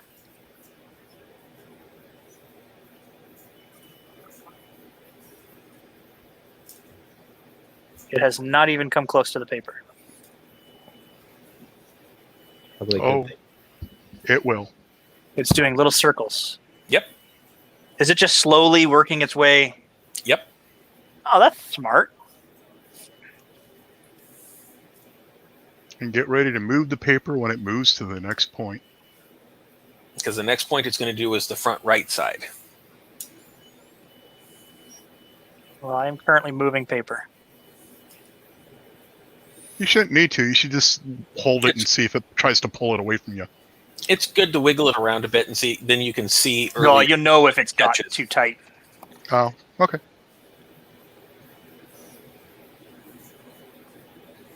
Jeremy remember. Babcock says, "Dang, it's so close I can taste it." Remember, I come from the ender side of things where I level on a glass bed because I've slammed that nozzle down in too many times. You have a glass bed? Oh yeah. You gotta. I So again, I have one printer that has auto bed leveling, and that. Oh, sorry, two. The Delta has it because Deltas have to. All of mine do, but I only pull the glass bed out if I do any work on the hot end. I forgot I put in. It's so close you can taste it, Jeremy, but I'm shitting my pants right now. It didn't find the paper. That's fine. It's not supposed to. That's actually a good thing. Like it didn't touch the paper at all. Good. Yeah, if it touches the paper, that's a bad thing. It means it's going too low. Right, because you got to keep in mind the paper is emulating your build surface. Yeah, and these sheets are pretty thick. I'm gonna have to make a sheet holder for my other sheet. That'll be a print for sure on here. Yeah. Thanks for laughing at me shitting my pants, Jeremy. Appreciate you, bud. Like that. Where am I looking? Some sheet Right holders. there on the wall with those two sheets. Oh, yeah, no, there's Tom's got a really sweet one that he's got. It's just a bracket. Yeah. That just sits on the wall. And then you just Yeah. sit them in there. That's like a what that file is. folder. Just Holds make sure three you of them. don't sheet the bed. Okay, here we go. We're getting closer. Somebody's chair squeaked, and I thought it was the printer. I was like, "Oh, that!" It was paper Bob's did- chair. It's my chair. Paper has not moved. Good. Like I'm Right. able to free move it, no problem. Now you see why it says it's going to take so long, because it's got to do this 4 times. And it's got to work. Yeah, see, it just didn't move the paper at all, didn't touch the paper at all. And I can tell because also there's no indentations in the paper.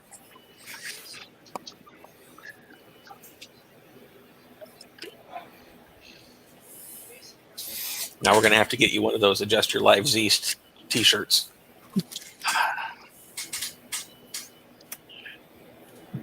I don't know how I feel about. I'm gonna decide about this sticker. The yellow one. I don't know. We'll leave it for now. Yeah. I like the extra holes in the frame though for screwing stuff too for no reason. Oh, there's a reason. Like if you get the MMU and you want to put on the Big Brain 3D purge mechanism. That's mounted. It clips onto the carriage over here. Oh, I know the so as part again, of my I have it for the Enders, and it's as part of my proliferance of the internet, I've made friends with the guy who created the P2PP stuff on Facebook. I had him help me out when I got it started, and then also it's another guy that works got my together palette working right. for doing the chip thing, Big Brain. Which, if I'm going to start modding things, that would be a mod that I would do. So I have it. I just haven't installed it yet. One thing for you to start thinking about now. Which filament are you going to load in the machine? Peak.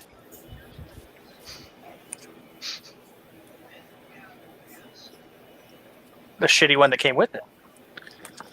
Well, I shouldn't say shitty. It's silver. I don't know. It is silver. It's a Prusa filament, though, isn't it? No. Yeah, it is. No. It's their low brand. It's no longer made by ColorFab. It says made for Prusa on it, not made by. I don't know. Oh yeah, made for Prusa by verified manufacturers. I could put all manner of filament in here. I got tons, but it just seems fitting to use that which came with it. So that gives you an okay contrast against your build sheets, so it'll work okay for you. That is probably the most important thing, is to get something in there that you can see well. Yeah, if you can't see that first layer or make sure that it's not your C height's wrong, then like using a black or even white is not a good choice. White's like the worst choice for starting with stuff.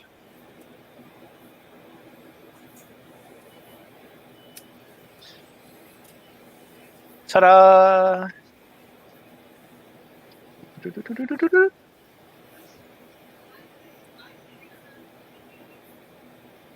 Oh, searching for bed calibration point 4 of 4. I can get rid of the paper, I think. Next is, I believe it's going to ask you for the build sheet. I'm going textured. Good luck. Place steel sheet on heat bed. Oh, that's so pretty.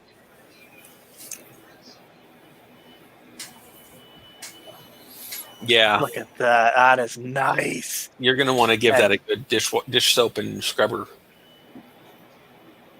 Yeah? Mm-hmm. Well, I can IPA it right now.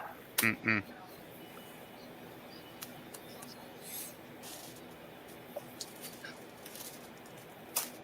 I'll clean her with the IPA for now.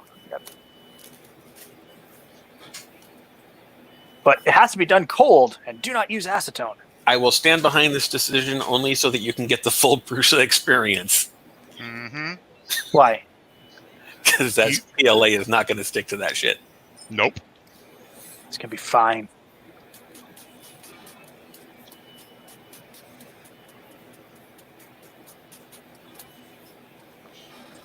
The IPA will not pull off the engineering oil. It's not so much an engineering oil issue. It's that the texture they use on that sheet just doesn't like PLA. It works fantastic for PETG, but Listen, you guys say things, and I know people who print PLA on these things all day, every day. on textured sheets for sure. But on Prusa textured sheets, I don't think so. Yeah, his name is Thomas J. Jackson. The J is made up.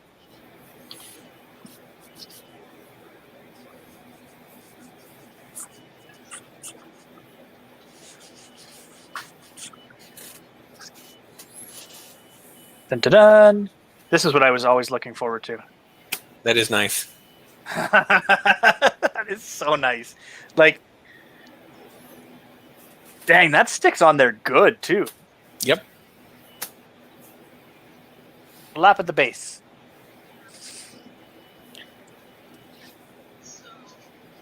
Measuring height of calibration point 1 of 9.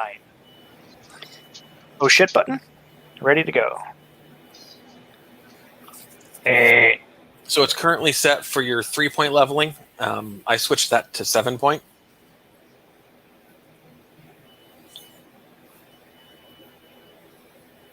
It's way above the bed. It's fine. Yeah, you're past the point of needing the oh shit button. I like how it like boom, boom, boom. But when it tells you to load the filament and you start doing your live Z, you're going to crank that some bitch way down. Oh yeah. Probably 1.5 or so.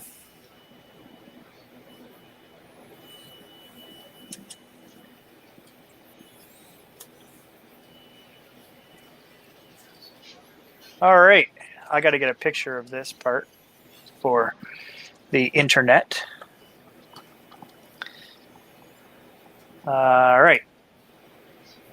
Calibration of Z-axes are perpendicular. Congratulations. Perfect. That's the goal.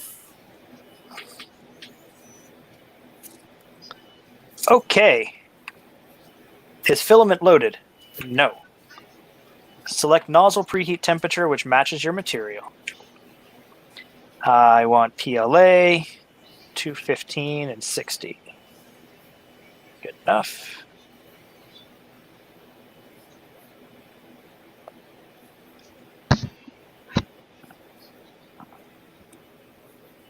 That is a fast heater. Yes, it is. Depending on how low the pinda is, I'm guessing minus 0.833. Yeah, having this thing built like and not exploded is a delightful experience. Now we get to have that beautiful, oh shit, is it on fire because it's brand new hot end and it's burning smell? I haven't had that problem. I've had that. So I had to change the heater cartridge out on the Ender after it shorted out last time. And because I haven't run it long enough, I still get it when it first turns on. Get what? It's that fresh electronic smell, like it's fresh heat. Like it makes you think that it's kind of makes you think that your house is burning down. 303s never got that smell. Please insert filament into the extruder, then press the knob to load it. Actually, that's not true. My first Ender 3, within the first week, I got that smell, but that was actually the extruder stepper popping. No, so the thing is, it's an aftermarket heater cartridge. Yeah, I have all of mine now have the 50-watt TH3D heaters on them. Is it extruding the correct color? Well, it should. There's been no color through it otherwise. So, yes. Unless I will it was now burning. calibrate the distance between the tip of the nozzle and the heat bed surface. That would be your live Z adjustment. So you're going to keep your finger on that knob and you're going to crank that some bitch negative. The printer will start printing. Oh, hang on. What is going on? Go back. Go back. The printer will start printing a zigzag line. Rotate the knob until you Get the reach first the optimal height. Yeah, okay. I know how to get an optimal height. That's good. Let's do. Now the bed is heating. Wow, the bed was still at temp? Jesus. It's going to do a purge line first, and you can start cranking it negative when it does that. Yeah. It's not going to stick it to the bed.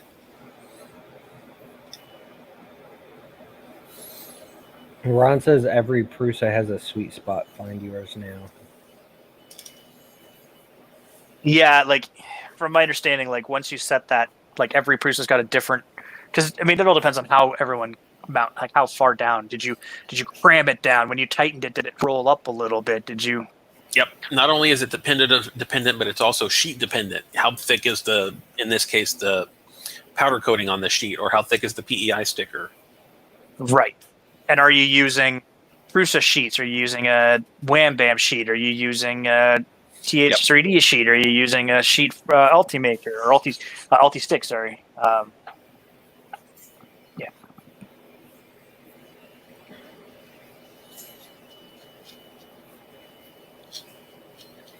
Also, not being a rookie also means I can touch the hot end and not burn myself. Because I'm a cool guy like that.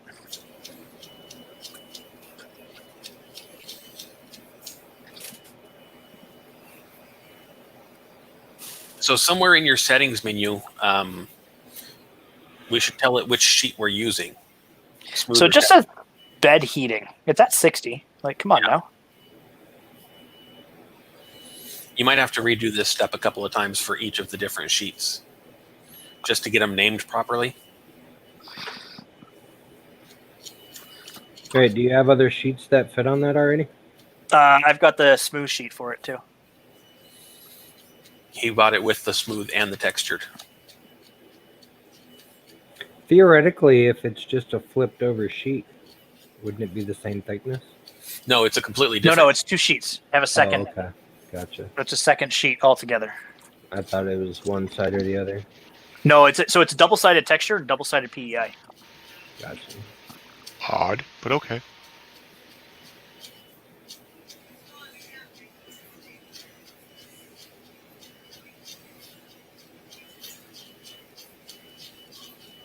Like I'm running a Ferris wheel. I told you.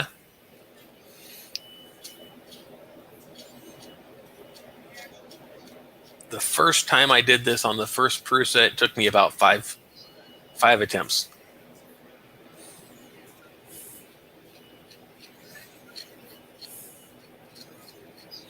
Is it actually printing right now? Yeah, Yep. it's spitting out a line for him to calibrate that Z height. I'm getting low.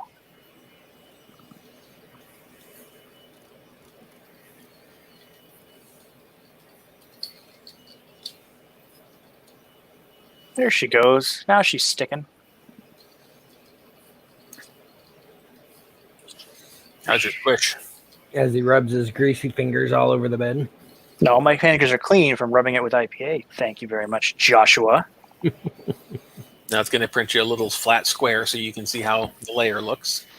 I've never understood people cleaning their print bed with beer. You'd think it would leave behind crap. Maybe that's how you get Z-Hop. I actually, Nando, I would like to get a Wham Bam sheet for it just to have a comparison device. Especially because you don't have to add a magnet or anything. It's just as she goes. I might be a little too squishy. We're going to find out in a second. Oh yeah, that looks a little close. Oh, no. No? Ah, Or is the it the hair. silver throwing it off? Go with it squishy. it's a Yeah. hair squishy. Leave it squishy. Do you want to repeat the last step? Yes. You have to clean off your sheet. That came off way easy. Well, that was before it was. Oh, good No. point. Good All point. this other, yeah, this last one, I mean, it's, What value did you dial it down to? so this part here, hang on, let me see. See if we can get it to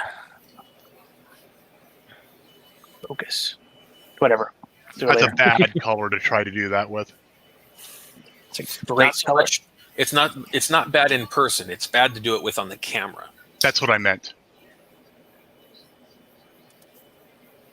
No, I use a gray filament myself when I'm doing my first tests.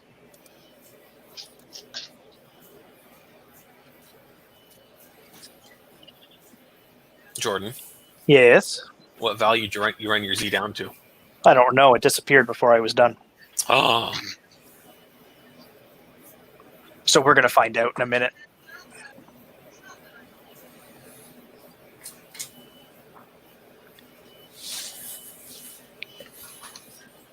We'll just do it again if that's the case. It's no big deal. Actually, yeah, put it right there.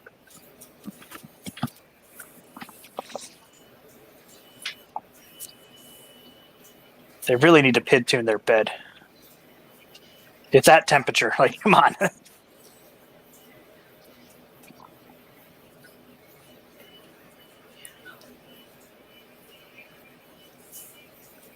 Is that a printer I'm hearing in the background somewhere else? probably one of mine. What a Okay. pops. Sounds like an A4998 driver.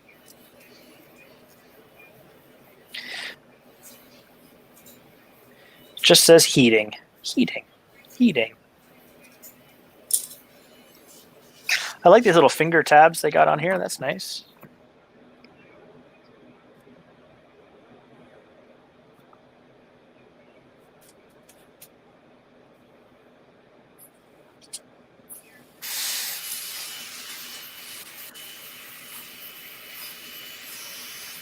Oh, no, actually it was his I was hearing. Must be one of the fans. I am down to minus 1.163. Purge line looked good.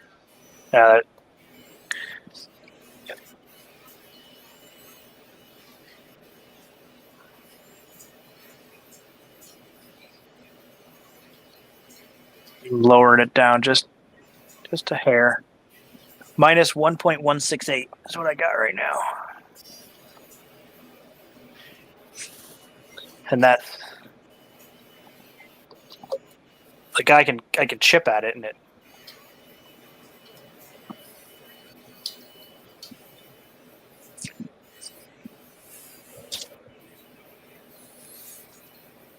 Actually, you know what? Oh, but I know it's Cousin Who. We're gonna go up a little.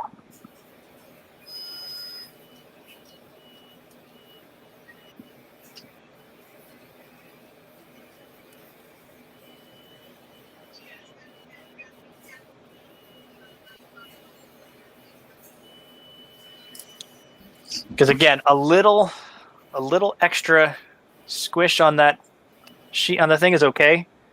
Too much, obviously, and you start messing up your first layer. You get too. Elephant footy.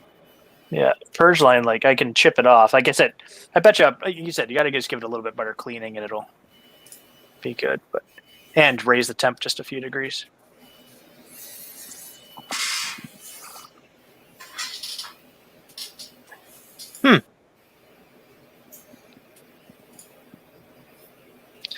You know what? That's a little close.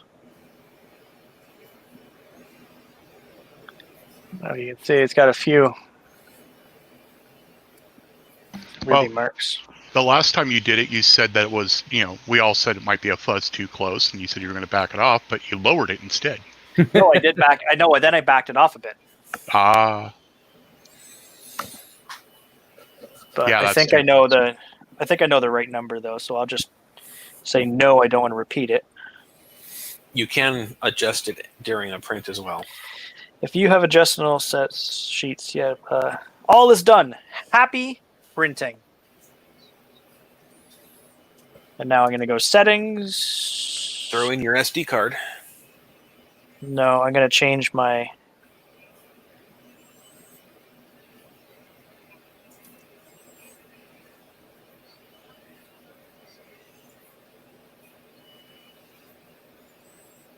I need to go load TPU in my printer, and I just don't feel like getting up.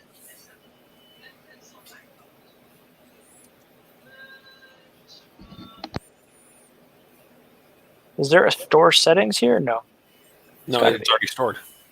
No, but I just changed it.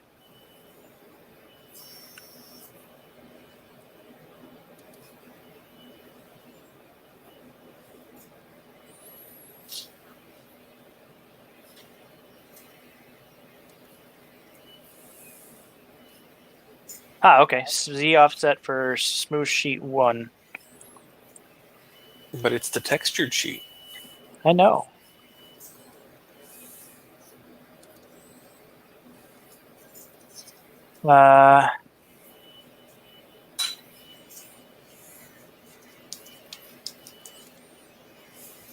So I got to change that.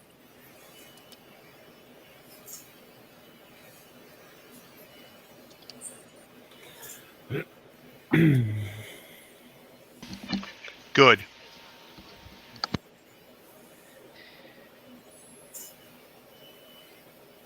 Mode normal. How do I change the name of that first sheet? I don't know if you can change the name of it. I think you have to go into your settings and change the sheet, and then reset your Z.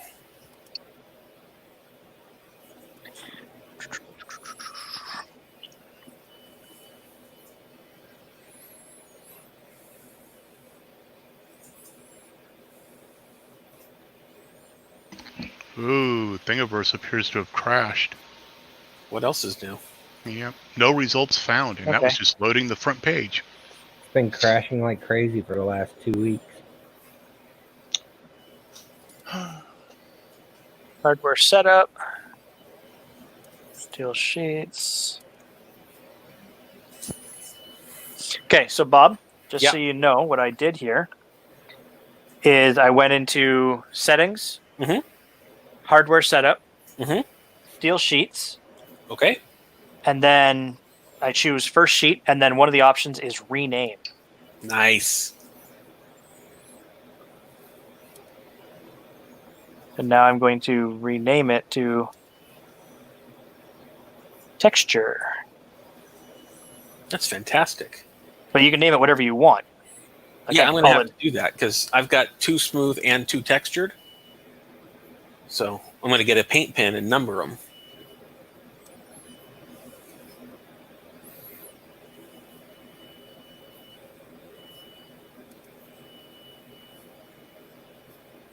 Ron, have fun tonight. He's going to go assassinate a steak and then off to Call of Duty. So you have a max character value. The word texture is the maximum amount you can have. So you could have to have like TXT1 whatever, right? Mhm. And then you can set first layer calibration. You can select. Okay, so hardware, steel sheets. So Mike's asking how many you have. So I've got 1, 2, 3, 4, 5, 6, 7, 8 sheets available. Nice. Okay.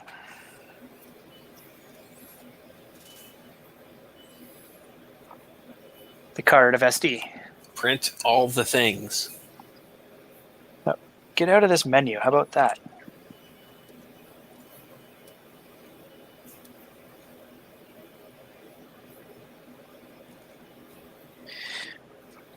Oh, you're on the wrong side. Oh, and you go this way. Yes, it goes upside down. Sorting files. Let's do the whistle. The whistle?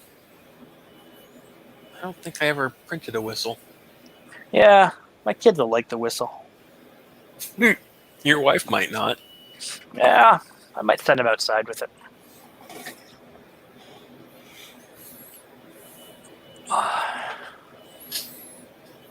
It should be a quick print.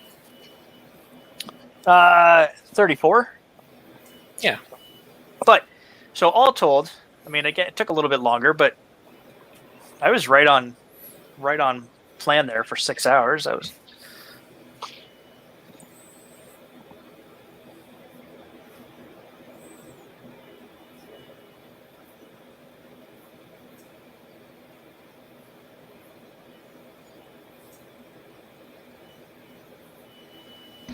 I have to say, I do like their calibration process better than the ones I've dealt with. Well, because the ones you've dealt with don't have a calibration process.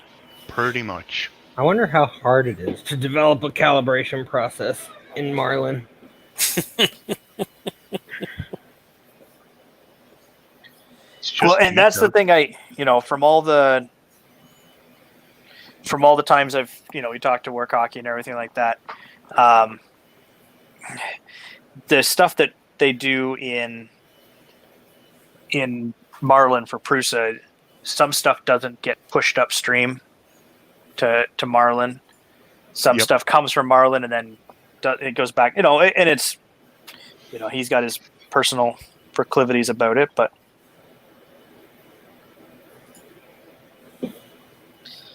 Well, I mean, his argument is Marlin is open source. Whatever changes you make, you're supposed to give back to the to the developers, Correct.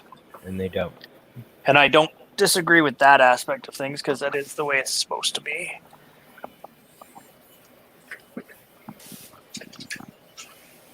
Thanks for giving me time to clean off the nozzle. Oh yeah, that's not a thing.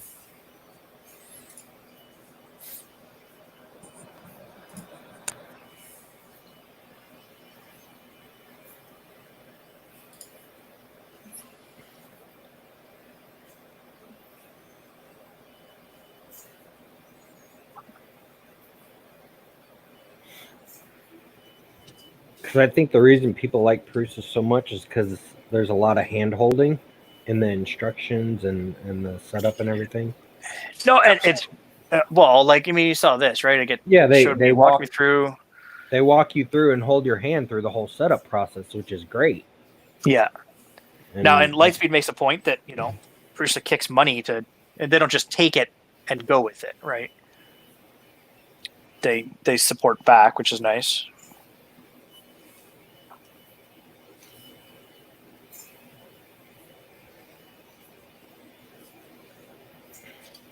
But if I knew how to do that whole calibration setup thing with Marlin, I could do that with the Tesseract. Sure could. All right, so let's see. Make friends with Vert and Keith. Oh, I'm friends with Vert. And say, steal this code for me. There's a bunch that have tried.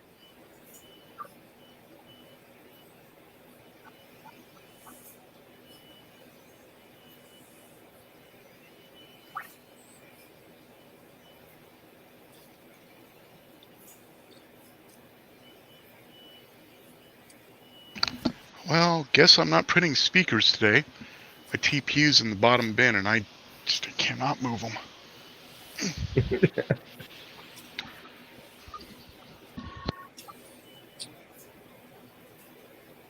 I have some of those parts to print as well. However, that'll have to wait until tomorrow night. Uh-oh. Yeah, that's pretty much what I'm going to do, too. Uh-oh, what? Would you? Not I heard Oh, a click, and I looked, and one of the corners was curling up a little. Yep. It's like, But I thought speedy. everybody could print on textured with no issue. It might just be dirty, man. Oh, we did tell you to wash it. Yeah, but I got one leg. What do you want from me? You got a wife. Who's currently taking care of 2 children Yeah, I know. while I sit down here and dink around? You got to get you a sink down there. Steven, I'm doing it because I'm actually going to incorporate them in another design that I've been talking to Paul about. Is that the one he released? No. But I am why he made the bundle pack.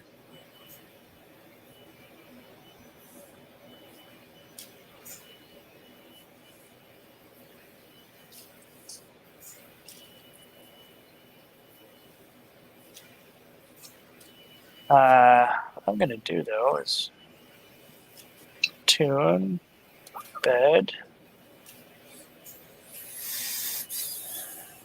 and knock the bed up 5 degrees.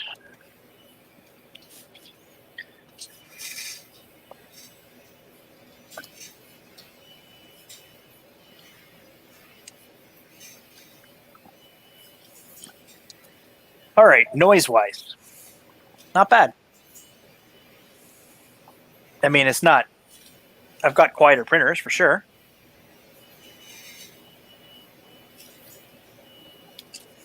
One thing I'll always give Prusa, it's not just about the printer, it's about their support network. It's the ecosystem entirely, right? Yep. See, for me, that's actually a knock on them because the first printer I had was a completely closed ecosystem. So when I see a company like this that has so much in their ecosystem, it frightens me. Yeah, but I'm used to Creality and Big Tree Tech. What support? It is on normal mode, Mike.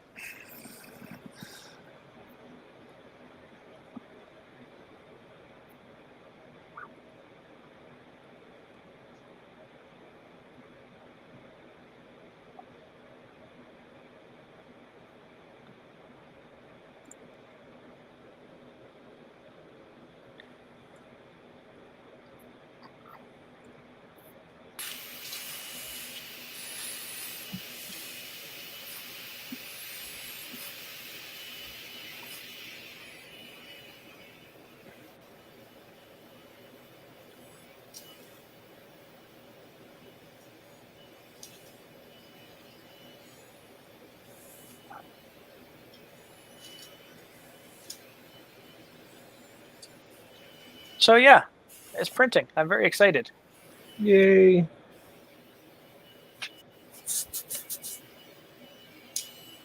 And I'm all, like I said about the control box and the power supply, like most of your most of your noise on quiet printers comes from fans. Like that's really what it is. It's fans and motion.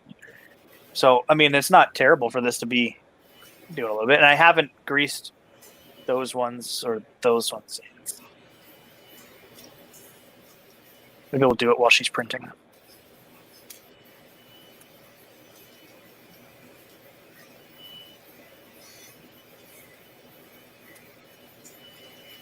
She puts the lube in the cup.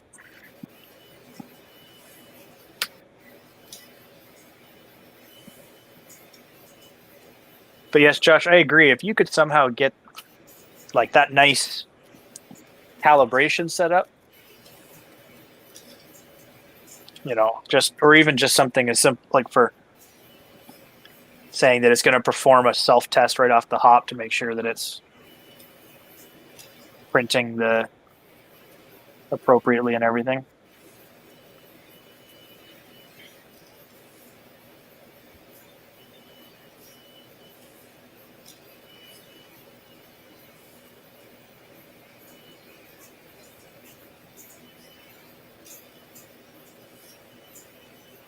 Greasy line, greasy. Greasy.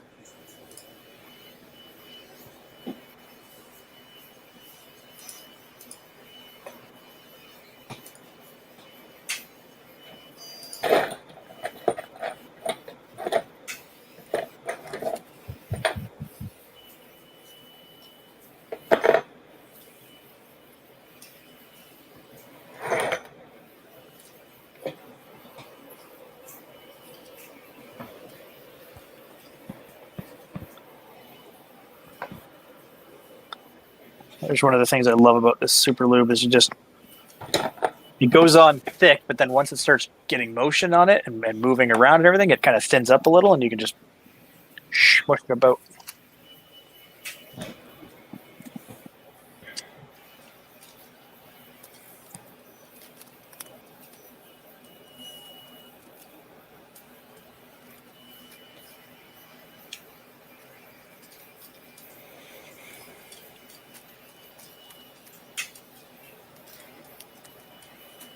Hasn't lifted off the bed yet. Which one did you start with? The whistle. But I gotta wash the sheet a little bit more, that's all. Or set up the second sheet too would be nice.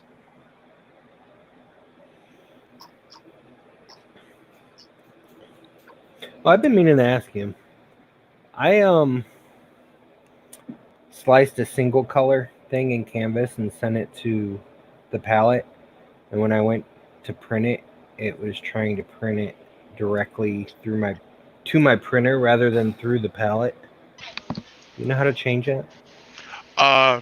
From my understanding with the palette, if you're doing a single color print and you're only using extruder 1, it won't actually send it as a palette file. Yeah, no, it'll send it to the printer. What you have to do is in the palette, you tell it you're going to be on what mode you're in.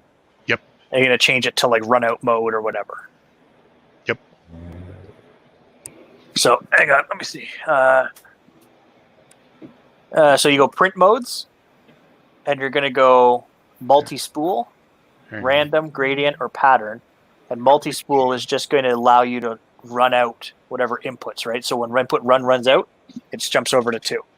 Okay. Yeah, hang on. But it doesn't control the palette other than just letting it feed filament. Right, and the palette will pause it if it runs out of filament. I've accidentally tested that already. I don't.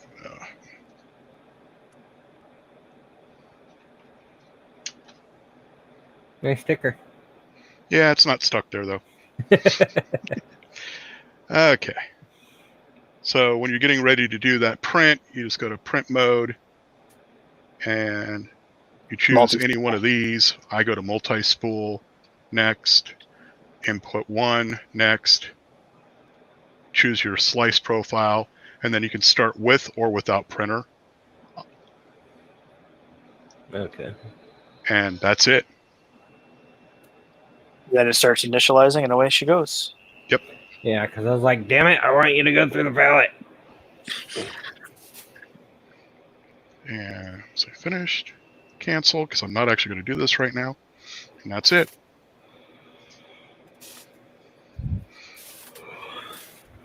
I really need to figure out why freaking Canvas Slice is so fat, too. Yeah, I actually have gone to the point now where I use Chroma instead. So that's what Frenzy was saying to me the other night. Is he's slicing stuff in Prusa Slicer. Yep. And then exporting the G code and loading it into Chroma, and giving it a cleanup in that. So he gets all his nice settings, but then he gets multi-material stuff. Maybe I should try that. Yeah, because I hate the slicer built into the Canvas web interface. I mean, it has its decent parts, but I did my extrusion percentage all the way down to 80%, and it's still fat. Yep. Now, the best I've gotten out of it when I was using the online is I actually went through every little setting in its slice section. And eventually I got a decent print, but it still was way too thick on the wall line. Yeah. Hey, there's So Wex Bob, there. when are we going to build the MMU? We got to do that next. Oh, you got the MMU too? This is an MMU 2 right here. I actually bought this. So I bought this one used from a guy. And by used, he said it was used, but it was never actually been taken out of the box. Oh, nice. The candy is still there, everything. So it's brand spanking new. The only thing he said is it's black. That's the thing. It's the black printed parts, and that's it. Oh, that sounds like a bonus to me. Mm-hmm. Don't get me wrong, I understand the orange. It's just for my the printers, I go MMU, black and green. For the MMU, I think it's okay to have the black, but I think I'm gonna have to build that tomorrow. And yeah, Bob, you said something, but I think you were muted. I You was. can build it tonight on Alien After Dark. I could. Wexter joined our chat. Yep. Yeah, and he did. Speaking of which, I need to go take a break before I start streaming at 8. No problem, buddy. Thanks for hanging out. 8. What time zone? Eastern. Eastern. Okay. In an hour and a half. All right. I right. might be around. I don't know. I'm going to go make dinner. Enjoy your Take care, dins. Catch you later. Congrats on getting your Prusa up. Thank you. Thank you. I'm very excited. Catch you later. See you, Josh. So when do you want to do the MMU, Jordan? Well, I mean, I should make sure that this thing prints I properly. think you should get a couple of prints out of it. Oh yeah, happy birthday. However you say your name. Vedran. Vedran. Vedran, thank you. Yeah. So that's the other thing is now I can actually use this Mhm. properly.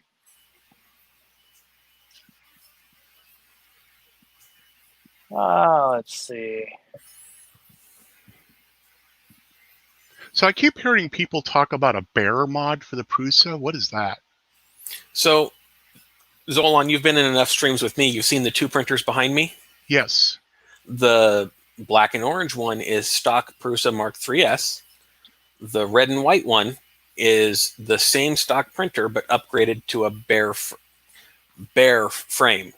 It's instead of having that thin steel sheet for the vertical, it's 2040 extrusion all the way around. Oh, nice. And also there's a modification to the extruder. The printed parts are a little bit different. Yeah, it's all new printed parts. The extruder is a choice. You can either stick with the Mark III's x-axis, or you can go to the bare x-axis. I went with the bare x-axis. And it's Okay. not a massive difference in parts, but it is a difference in parts. So how much of a difference in quality of print is it? Not much. Okay. There's also a perception thing to it as well. Now with the Bear, that does open you up to the opportunity to do what other people have been doing, which is now you can switch out the INC board for an SKR board. You can switch out the stock extruder for a Bear Mera. So it's a Hamera. Mera?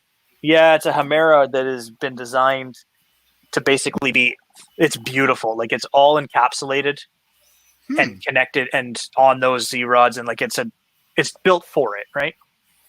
So here's the reason I went ahead and did it.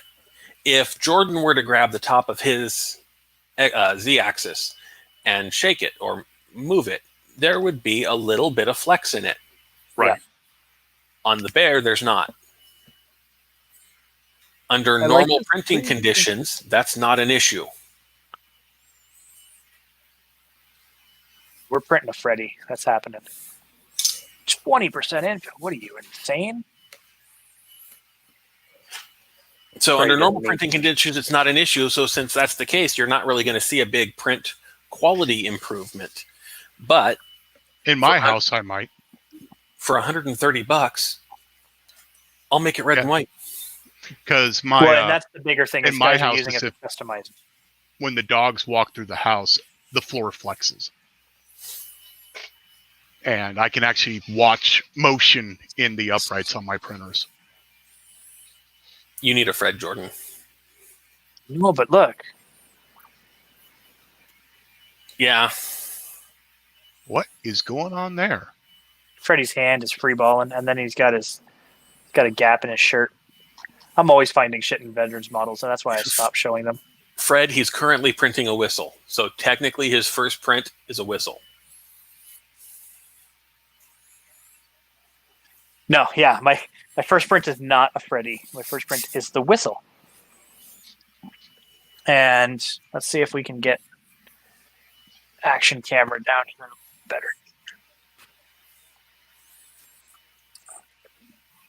Yeah, I think my first print on my second Ender was was one of the Mayan death skull whistles. And when it got to a certain point, it started to whistle while it was printing.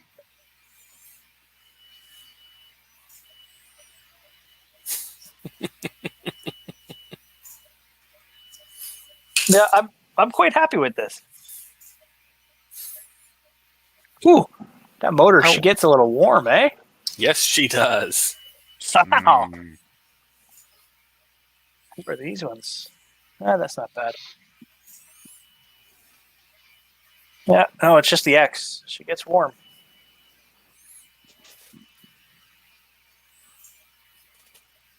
%, 16 minutes remaining.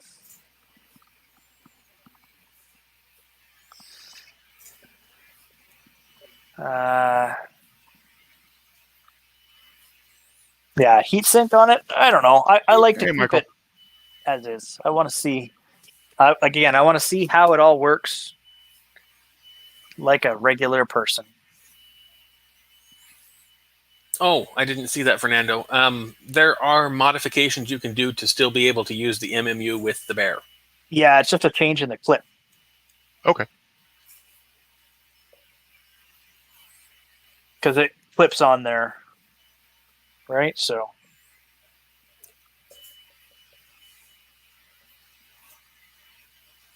Ow, that's a little pricey. For which? The original MK3S. Yes. now buy it in Canada, and you tell me how pricey it is.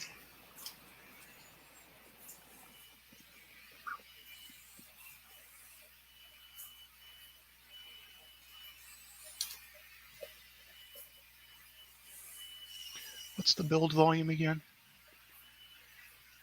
210-ish.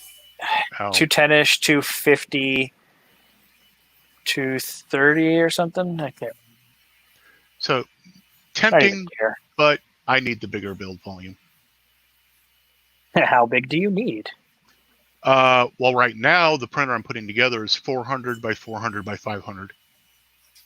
Yeah, good. But thank you, Chris Travis. What I really want, though, is a little bit bigger than even that.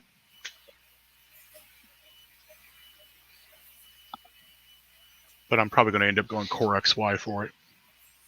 Well, I know a couple of guys who are building such machines.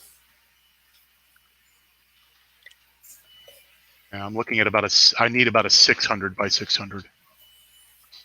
I hear there's a Viking building something like that. Yep. Yeah, Viking's building like a print his own house printer. Yep. I've been watching his progress on that a little bit. He showed off the plate on one of the streams I was on.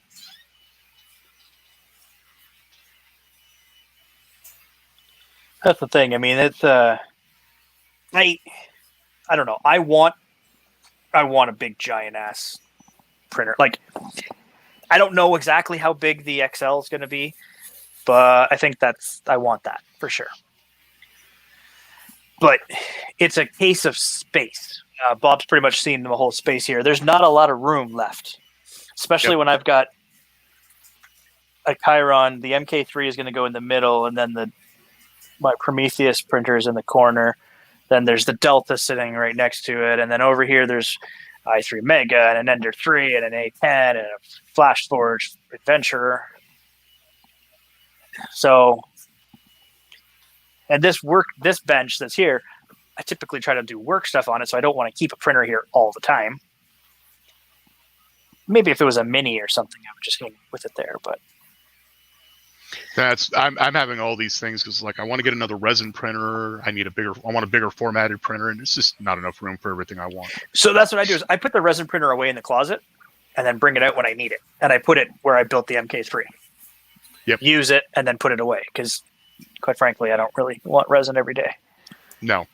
So you need to decide, Jordan, whether you want to jump into the MMU or run it as a stock Mark III for a while. Yeah, because you got to pull the extruder apart, I think. There was a few steps I was reading about it, and then you got to wire in, because the power for the MMU comes from the INC board. Yeah, I don't know. I've got this MMU. Like, I could always... Sean says not on the MK3S. No, that's right. If you had an MK3 at 2.5 or an MK3, then you got to change the extruder to the 3S style. But they shouldn't have to change it. You've already got the right. So they just break built in it. there. Yes, correct. I don't have to change that out. I think the only thing I have to change is maybe this top cover, I think, changes. I can't remember. I think so, because there's a PTFE tube that runs to it. Guess what I'm doing? Opening the box.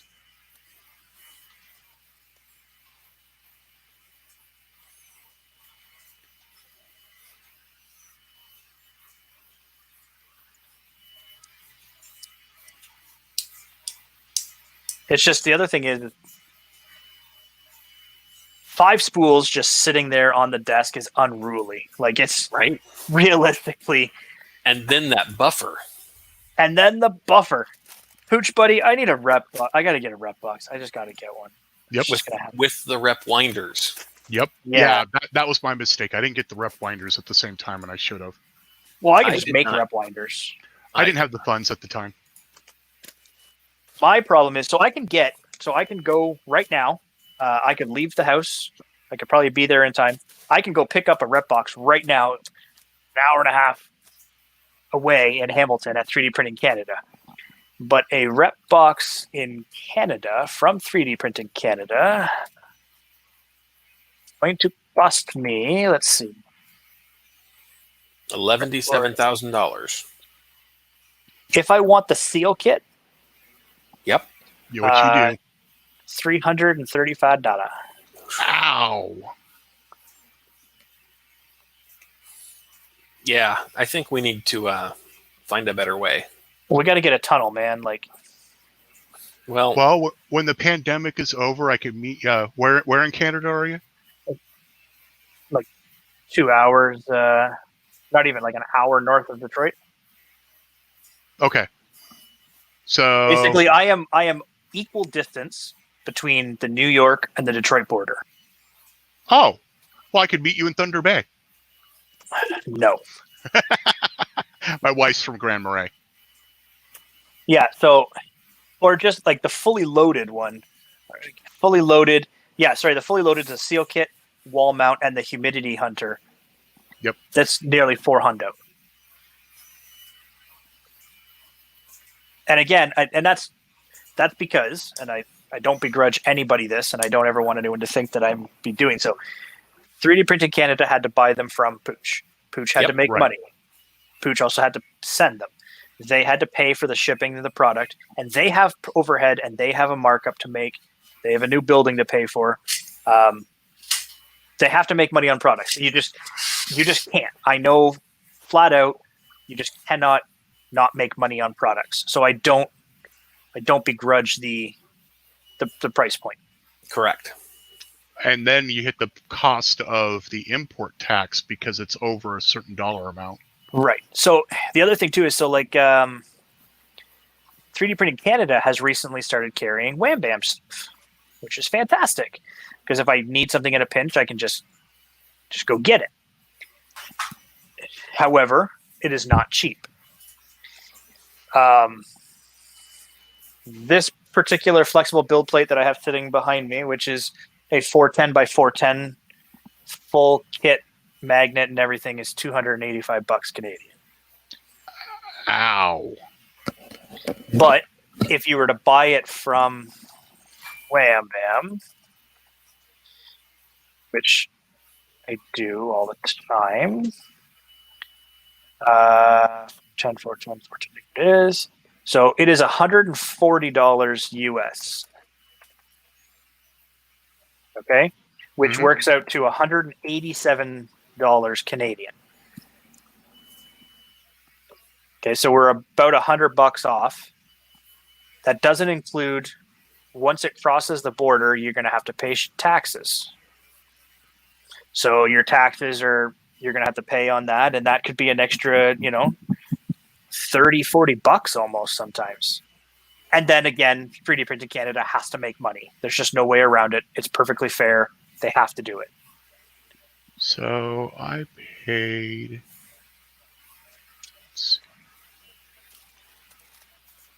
And they have sales all the time too at 3D Printing Canada. Like, I mean, don't get me wrong, they're not an overpriced location or the priciest. Right? There's definitely other companies. So for my 410, I went with the TH3D route, and that was $81 US, including the magnet.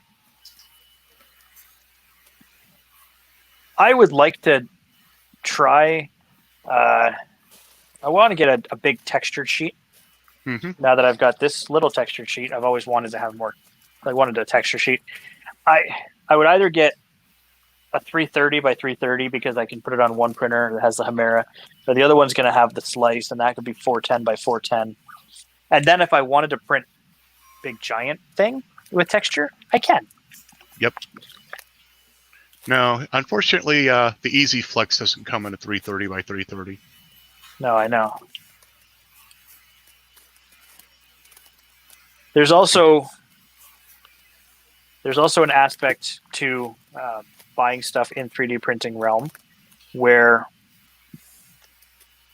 we all tend to know everybody, kind of like, you may not know them, but everybody's kind of out there, especially if you're out doing it publicly, right? There are definitely people who are just 3D printing at home and don't give two shakes about what we do elsewhere. But I'm quite happy to buy things from Wham Bam. Oh yeah, Peter and Melinda, they're fantastic people. They've been really good to me over the years. They're also just really nice people to deal with. I think now that Tim's taken a step back, TH3D is going to start growing back on people. I think they're going to some personal issues may have gotten in the way or gotten I things get fired where up. you're going. And that it's just you. No, he would agree with you. So And he would, because that's the whole reason why he stepped back, is that he realized that it just wasn't working out right for what he wanted. Yep. And he did not want his business to suffer, and kudos, absolute kudos to that, because that's great. Like, you should, like, it takes a very strong-willed person to realize that and act on it. now he's helped me a lot when I first got in. That's one of the reasons why I kind of have it isn't really a loyalty to TH3D, but as you said, I've known him. I've worked with him for the last year. And I'll be honest, if I've talked to somebody from Wham Bam, I don't know. And again, that's just one of those things with the circles. Like, but I'd be willing to try a Wham Bam sheet. Don't get me wrong. I love trying almost everything out there. In fact, I probably will try a Wham Bam sheet sooner than later. Because theirs are a different material. They're not PEI. They're something else. It's a thicker PEI variant that I like to call PEI Extreme. So PEX. Yeah, PEX. That's what they've been calling it. Bob fell asleep, so that's okay. Sure didn't. Didn't. He's trying to stay neutral. No, but I mean, imagine, like, as a business person in 3D printing, or even just a person in 3D printing, you have to you can't just run around. Nope, we get it. Doing whatever you want, right? And some There's people, a reason why I closed my business. I couldn't keep my mouth shut. Yeah, and some people don't. Some people don't have a problem. Some people do. You know, I remember there was one time somebody went off on Joel because he said like something that they thought was negative, or he was just like, "No, it's just misunderstanding, dude."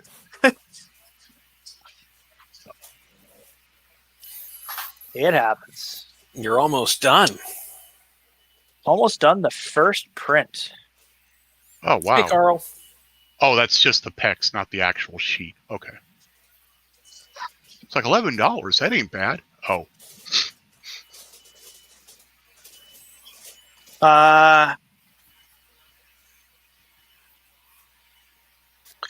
Let's see. Is there something we need to find the MMU upgrade information? Original i3 MK3S to MMU 2S. Oh, there is some extruder disassembly for the 3S. Your filament sensor is going to be completely different, if I remember correctly. It is. It's got to move. I'm seeing that now. So, Knack, as I've never even touched a Prusa printer, no, I'm not good with the Prusa firmware. And firmware is well over my head. Good night, Wexter. Take care. Good night, Padroni. But I like looking at code. Part of my day job is going through code.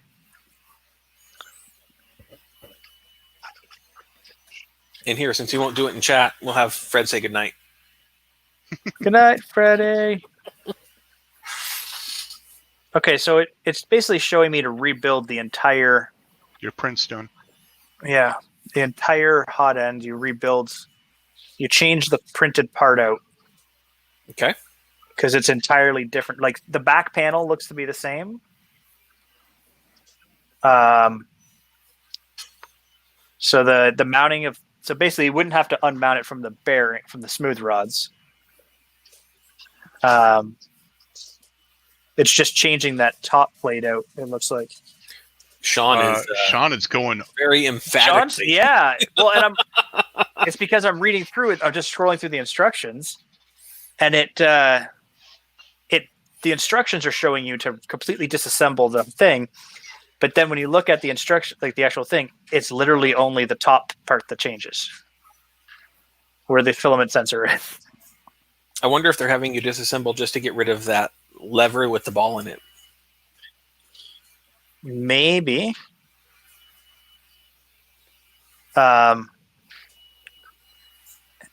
Yeah, there's an adapter you got to put in.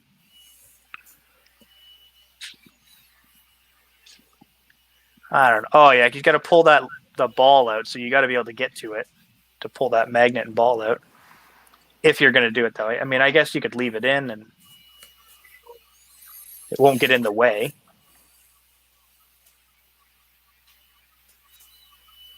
The funny thing is now I'm going to have 2 IR sensors.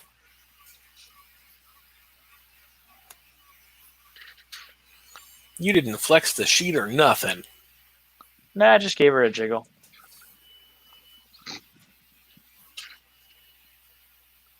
But there's the spot where it curled up just a little. Yep.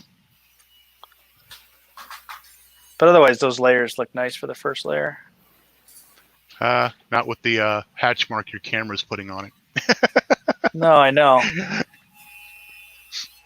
But in person, they look Oh, good. I'm sure that it's a reflection that's causing it, which means you've got a good layer there. The walls aren't too bad.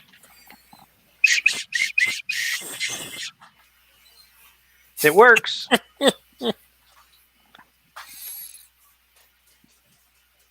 And they even put a little JP on there. Well, of course they did.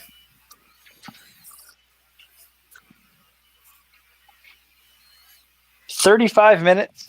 First print completed. Well, that was so very exciting. Oh, wow. Pooch actually just posted some pictures on Twitter of his new build out he's doing for his shop. Well, and see, I'm betcha there's going to be a Repcord version 3 soon, a Repbox 3. Probably. They only put out this 2.1 recently. Yep. Yeah, but his new shop's got access to a bunch of stuff. He's doing stainless steel cut hinges now. Yeah. Oh, nice.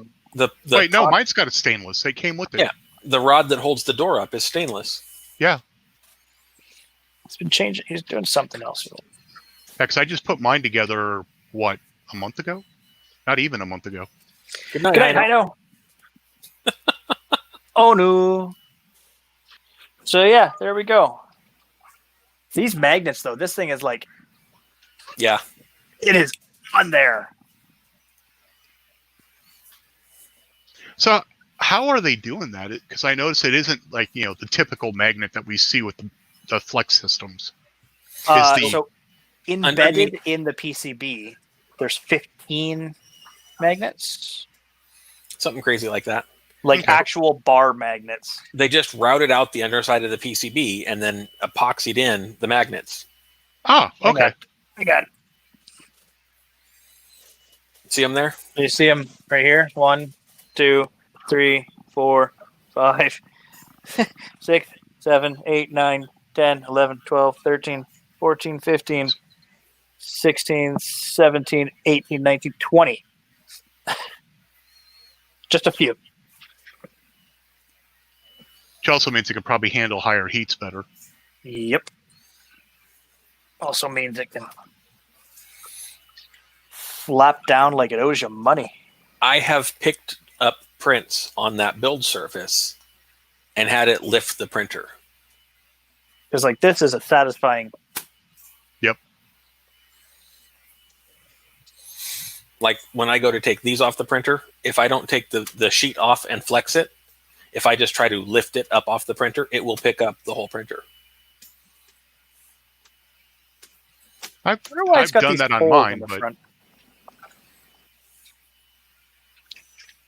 Why's it got these holes? What are these holes? huh. Chutes and ladders or what? Throw a nail in the wall and hang it from it. Yeah, I just like too that like you just put them back to those studs and then drop it down. That's nice. Yep. So I've got to come up with an alignment system for this thing because The holes are part of the sheet production process. They are for hanging the sheets during the powder coating. this pizza sheet is very difficult to align perfectly centered Thank you, Google. on a round magnet, right? But it's got that tab in the back there. The tab is for your finger to grab onto. Sure, But if what you- I'm going to do is I'm going to print some little bumpers so then you can Mhm. just go. Yep. Boop. But I have to print them out of something that will not have an issue with the heated bed getting up to 70, 80 degrees. And Mike from Never Let the Machines Win asked earlier, that is Atomic Pet G White. Ah. Yeah, so we got this bad boy to build at one point. It might wait. It might wait just a little bit. The deal was too good. I couldn't pass it up, so I had to get it because No, also you couldn't. That was fantastic. it was a good. I paid just a little bit more than retail pricing, but I didn't have to wait for it. I didn't have to pay any import taxes. I didn't have to pay any Mm-hmm. like So in the end, you got it cheaper. potentially, but that's because the dude I bought it from is a cool dude. Look at all this stuff Dan, now. that's the MMU. That's a moo moo.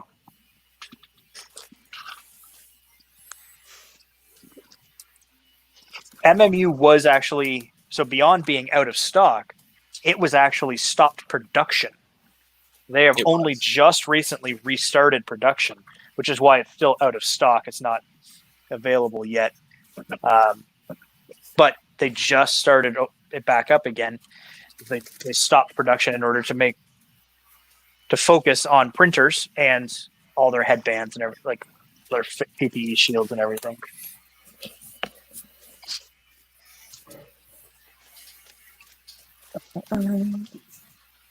Which is why we had to wait so long for our printers. Which is why I had to wait since May to get a printer, yes. Keep that box out because I'm going to need it.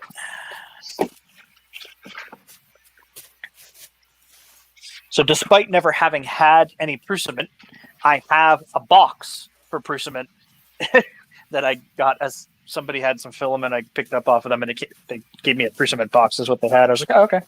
That's funny. I was like, you got any Prusa? They're like, no.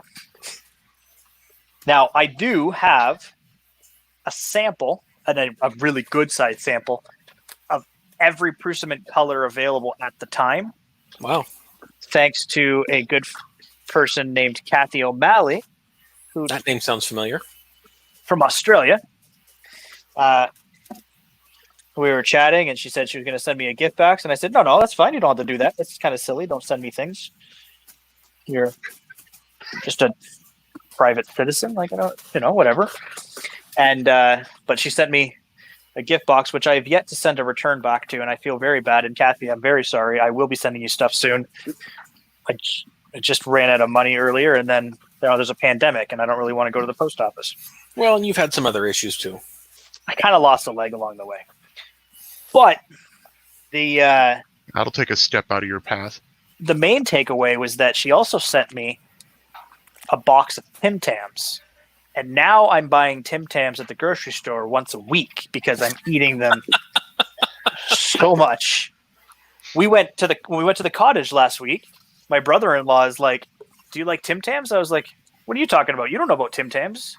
He's like, "Yeah, I do. I drink them. I eat them with my coffee." I'm like, "I brought some." He's like, "I brought a box too." We ate 2 packages of Tim Tams in 1 week.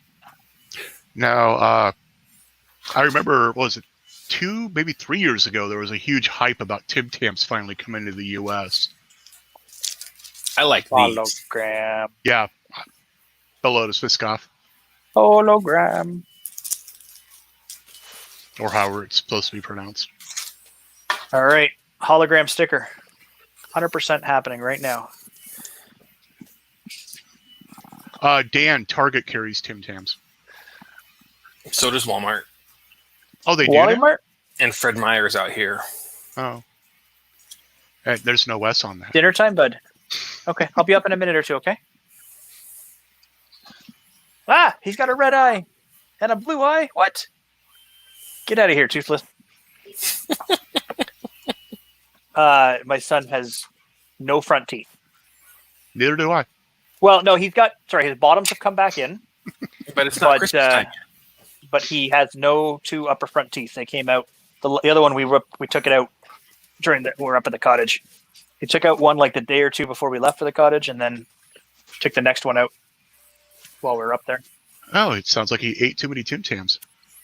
No, sounds like he's 6 and really wants to make money to buy Pokemon cards. Uh, And how else does a 6-year-old make money in any economy? paper out.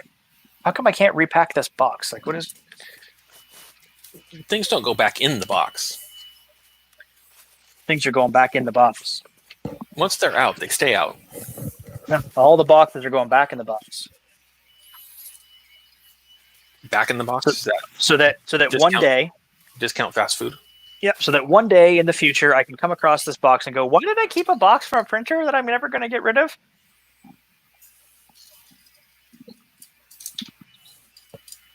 Do you want to see my new printer, Becca? Okay, come on in. Cool indeed.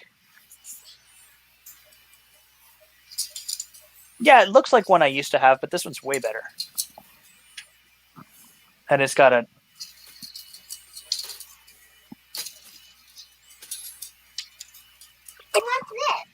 That's a tube. Goes in there. Okay. I'm going to go have some dinner. That sounds like too? a good idea. You too, Becca? You're going to have some dinner?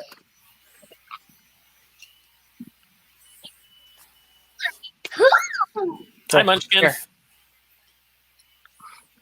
Shh. Let me see.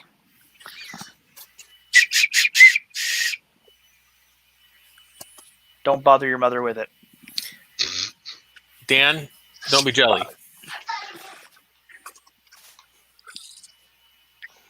I don't think your nose is far enough to Prusa butt. What do you mean up the Prusa butt? I don't have a butt. He's being jelly. You know, and I want to make it very clear. I paid my own personal money, my own personal time, my own personal, all the things to get the thing. And the fact that my wife said yes, finally, was incredible to me because we actually had the money to buy it and it didn't hurt. And yeah. I wonder if it needs a sticker.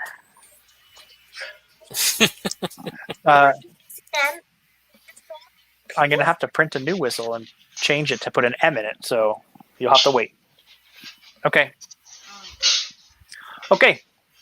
All right. So that is it.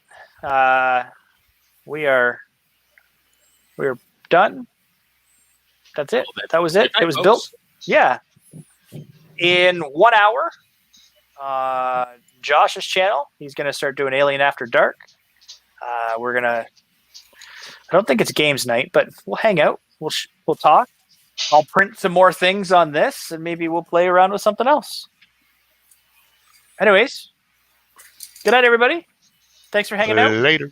Good night. This has been fun.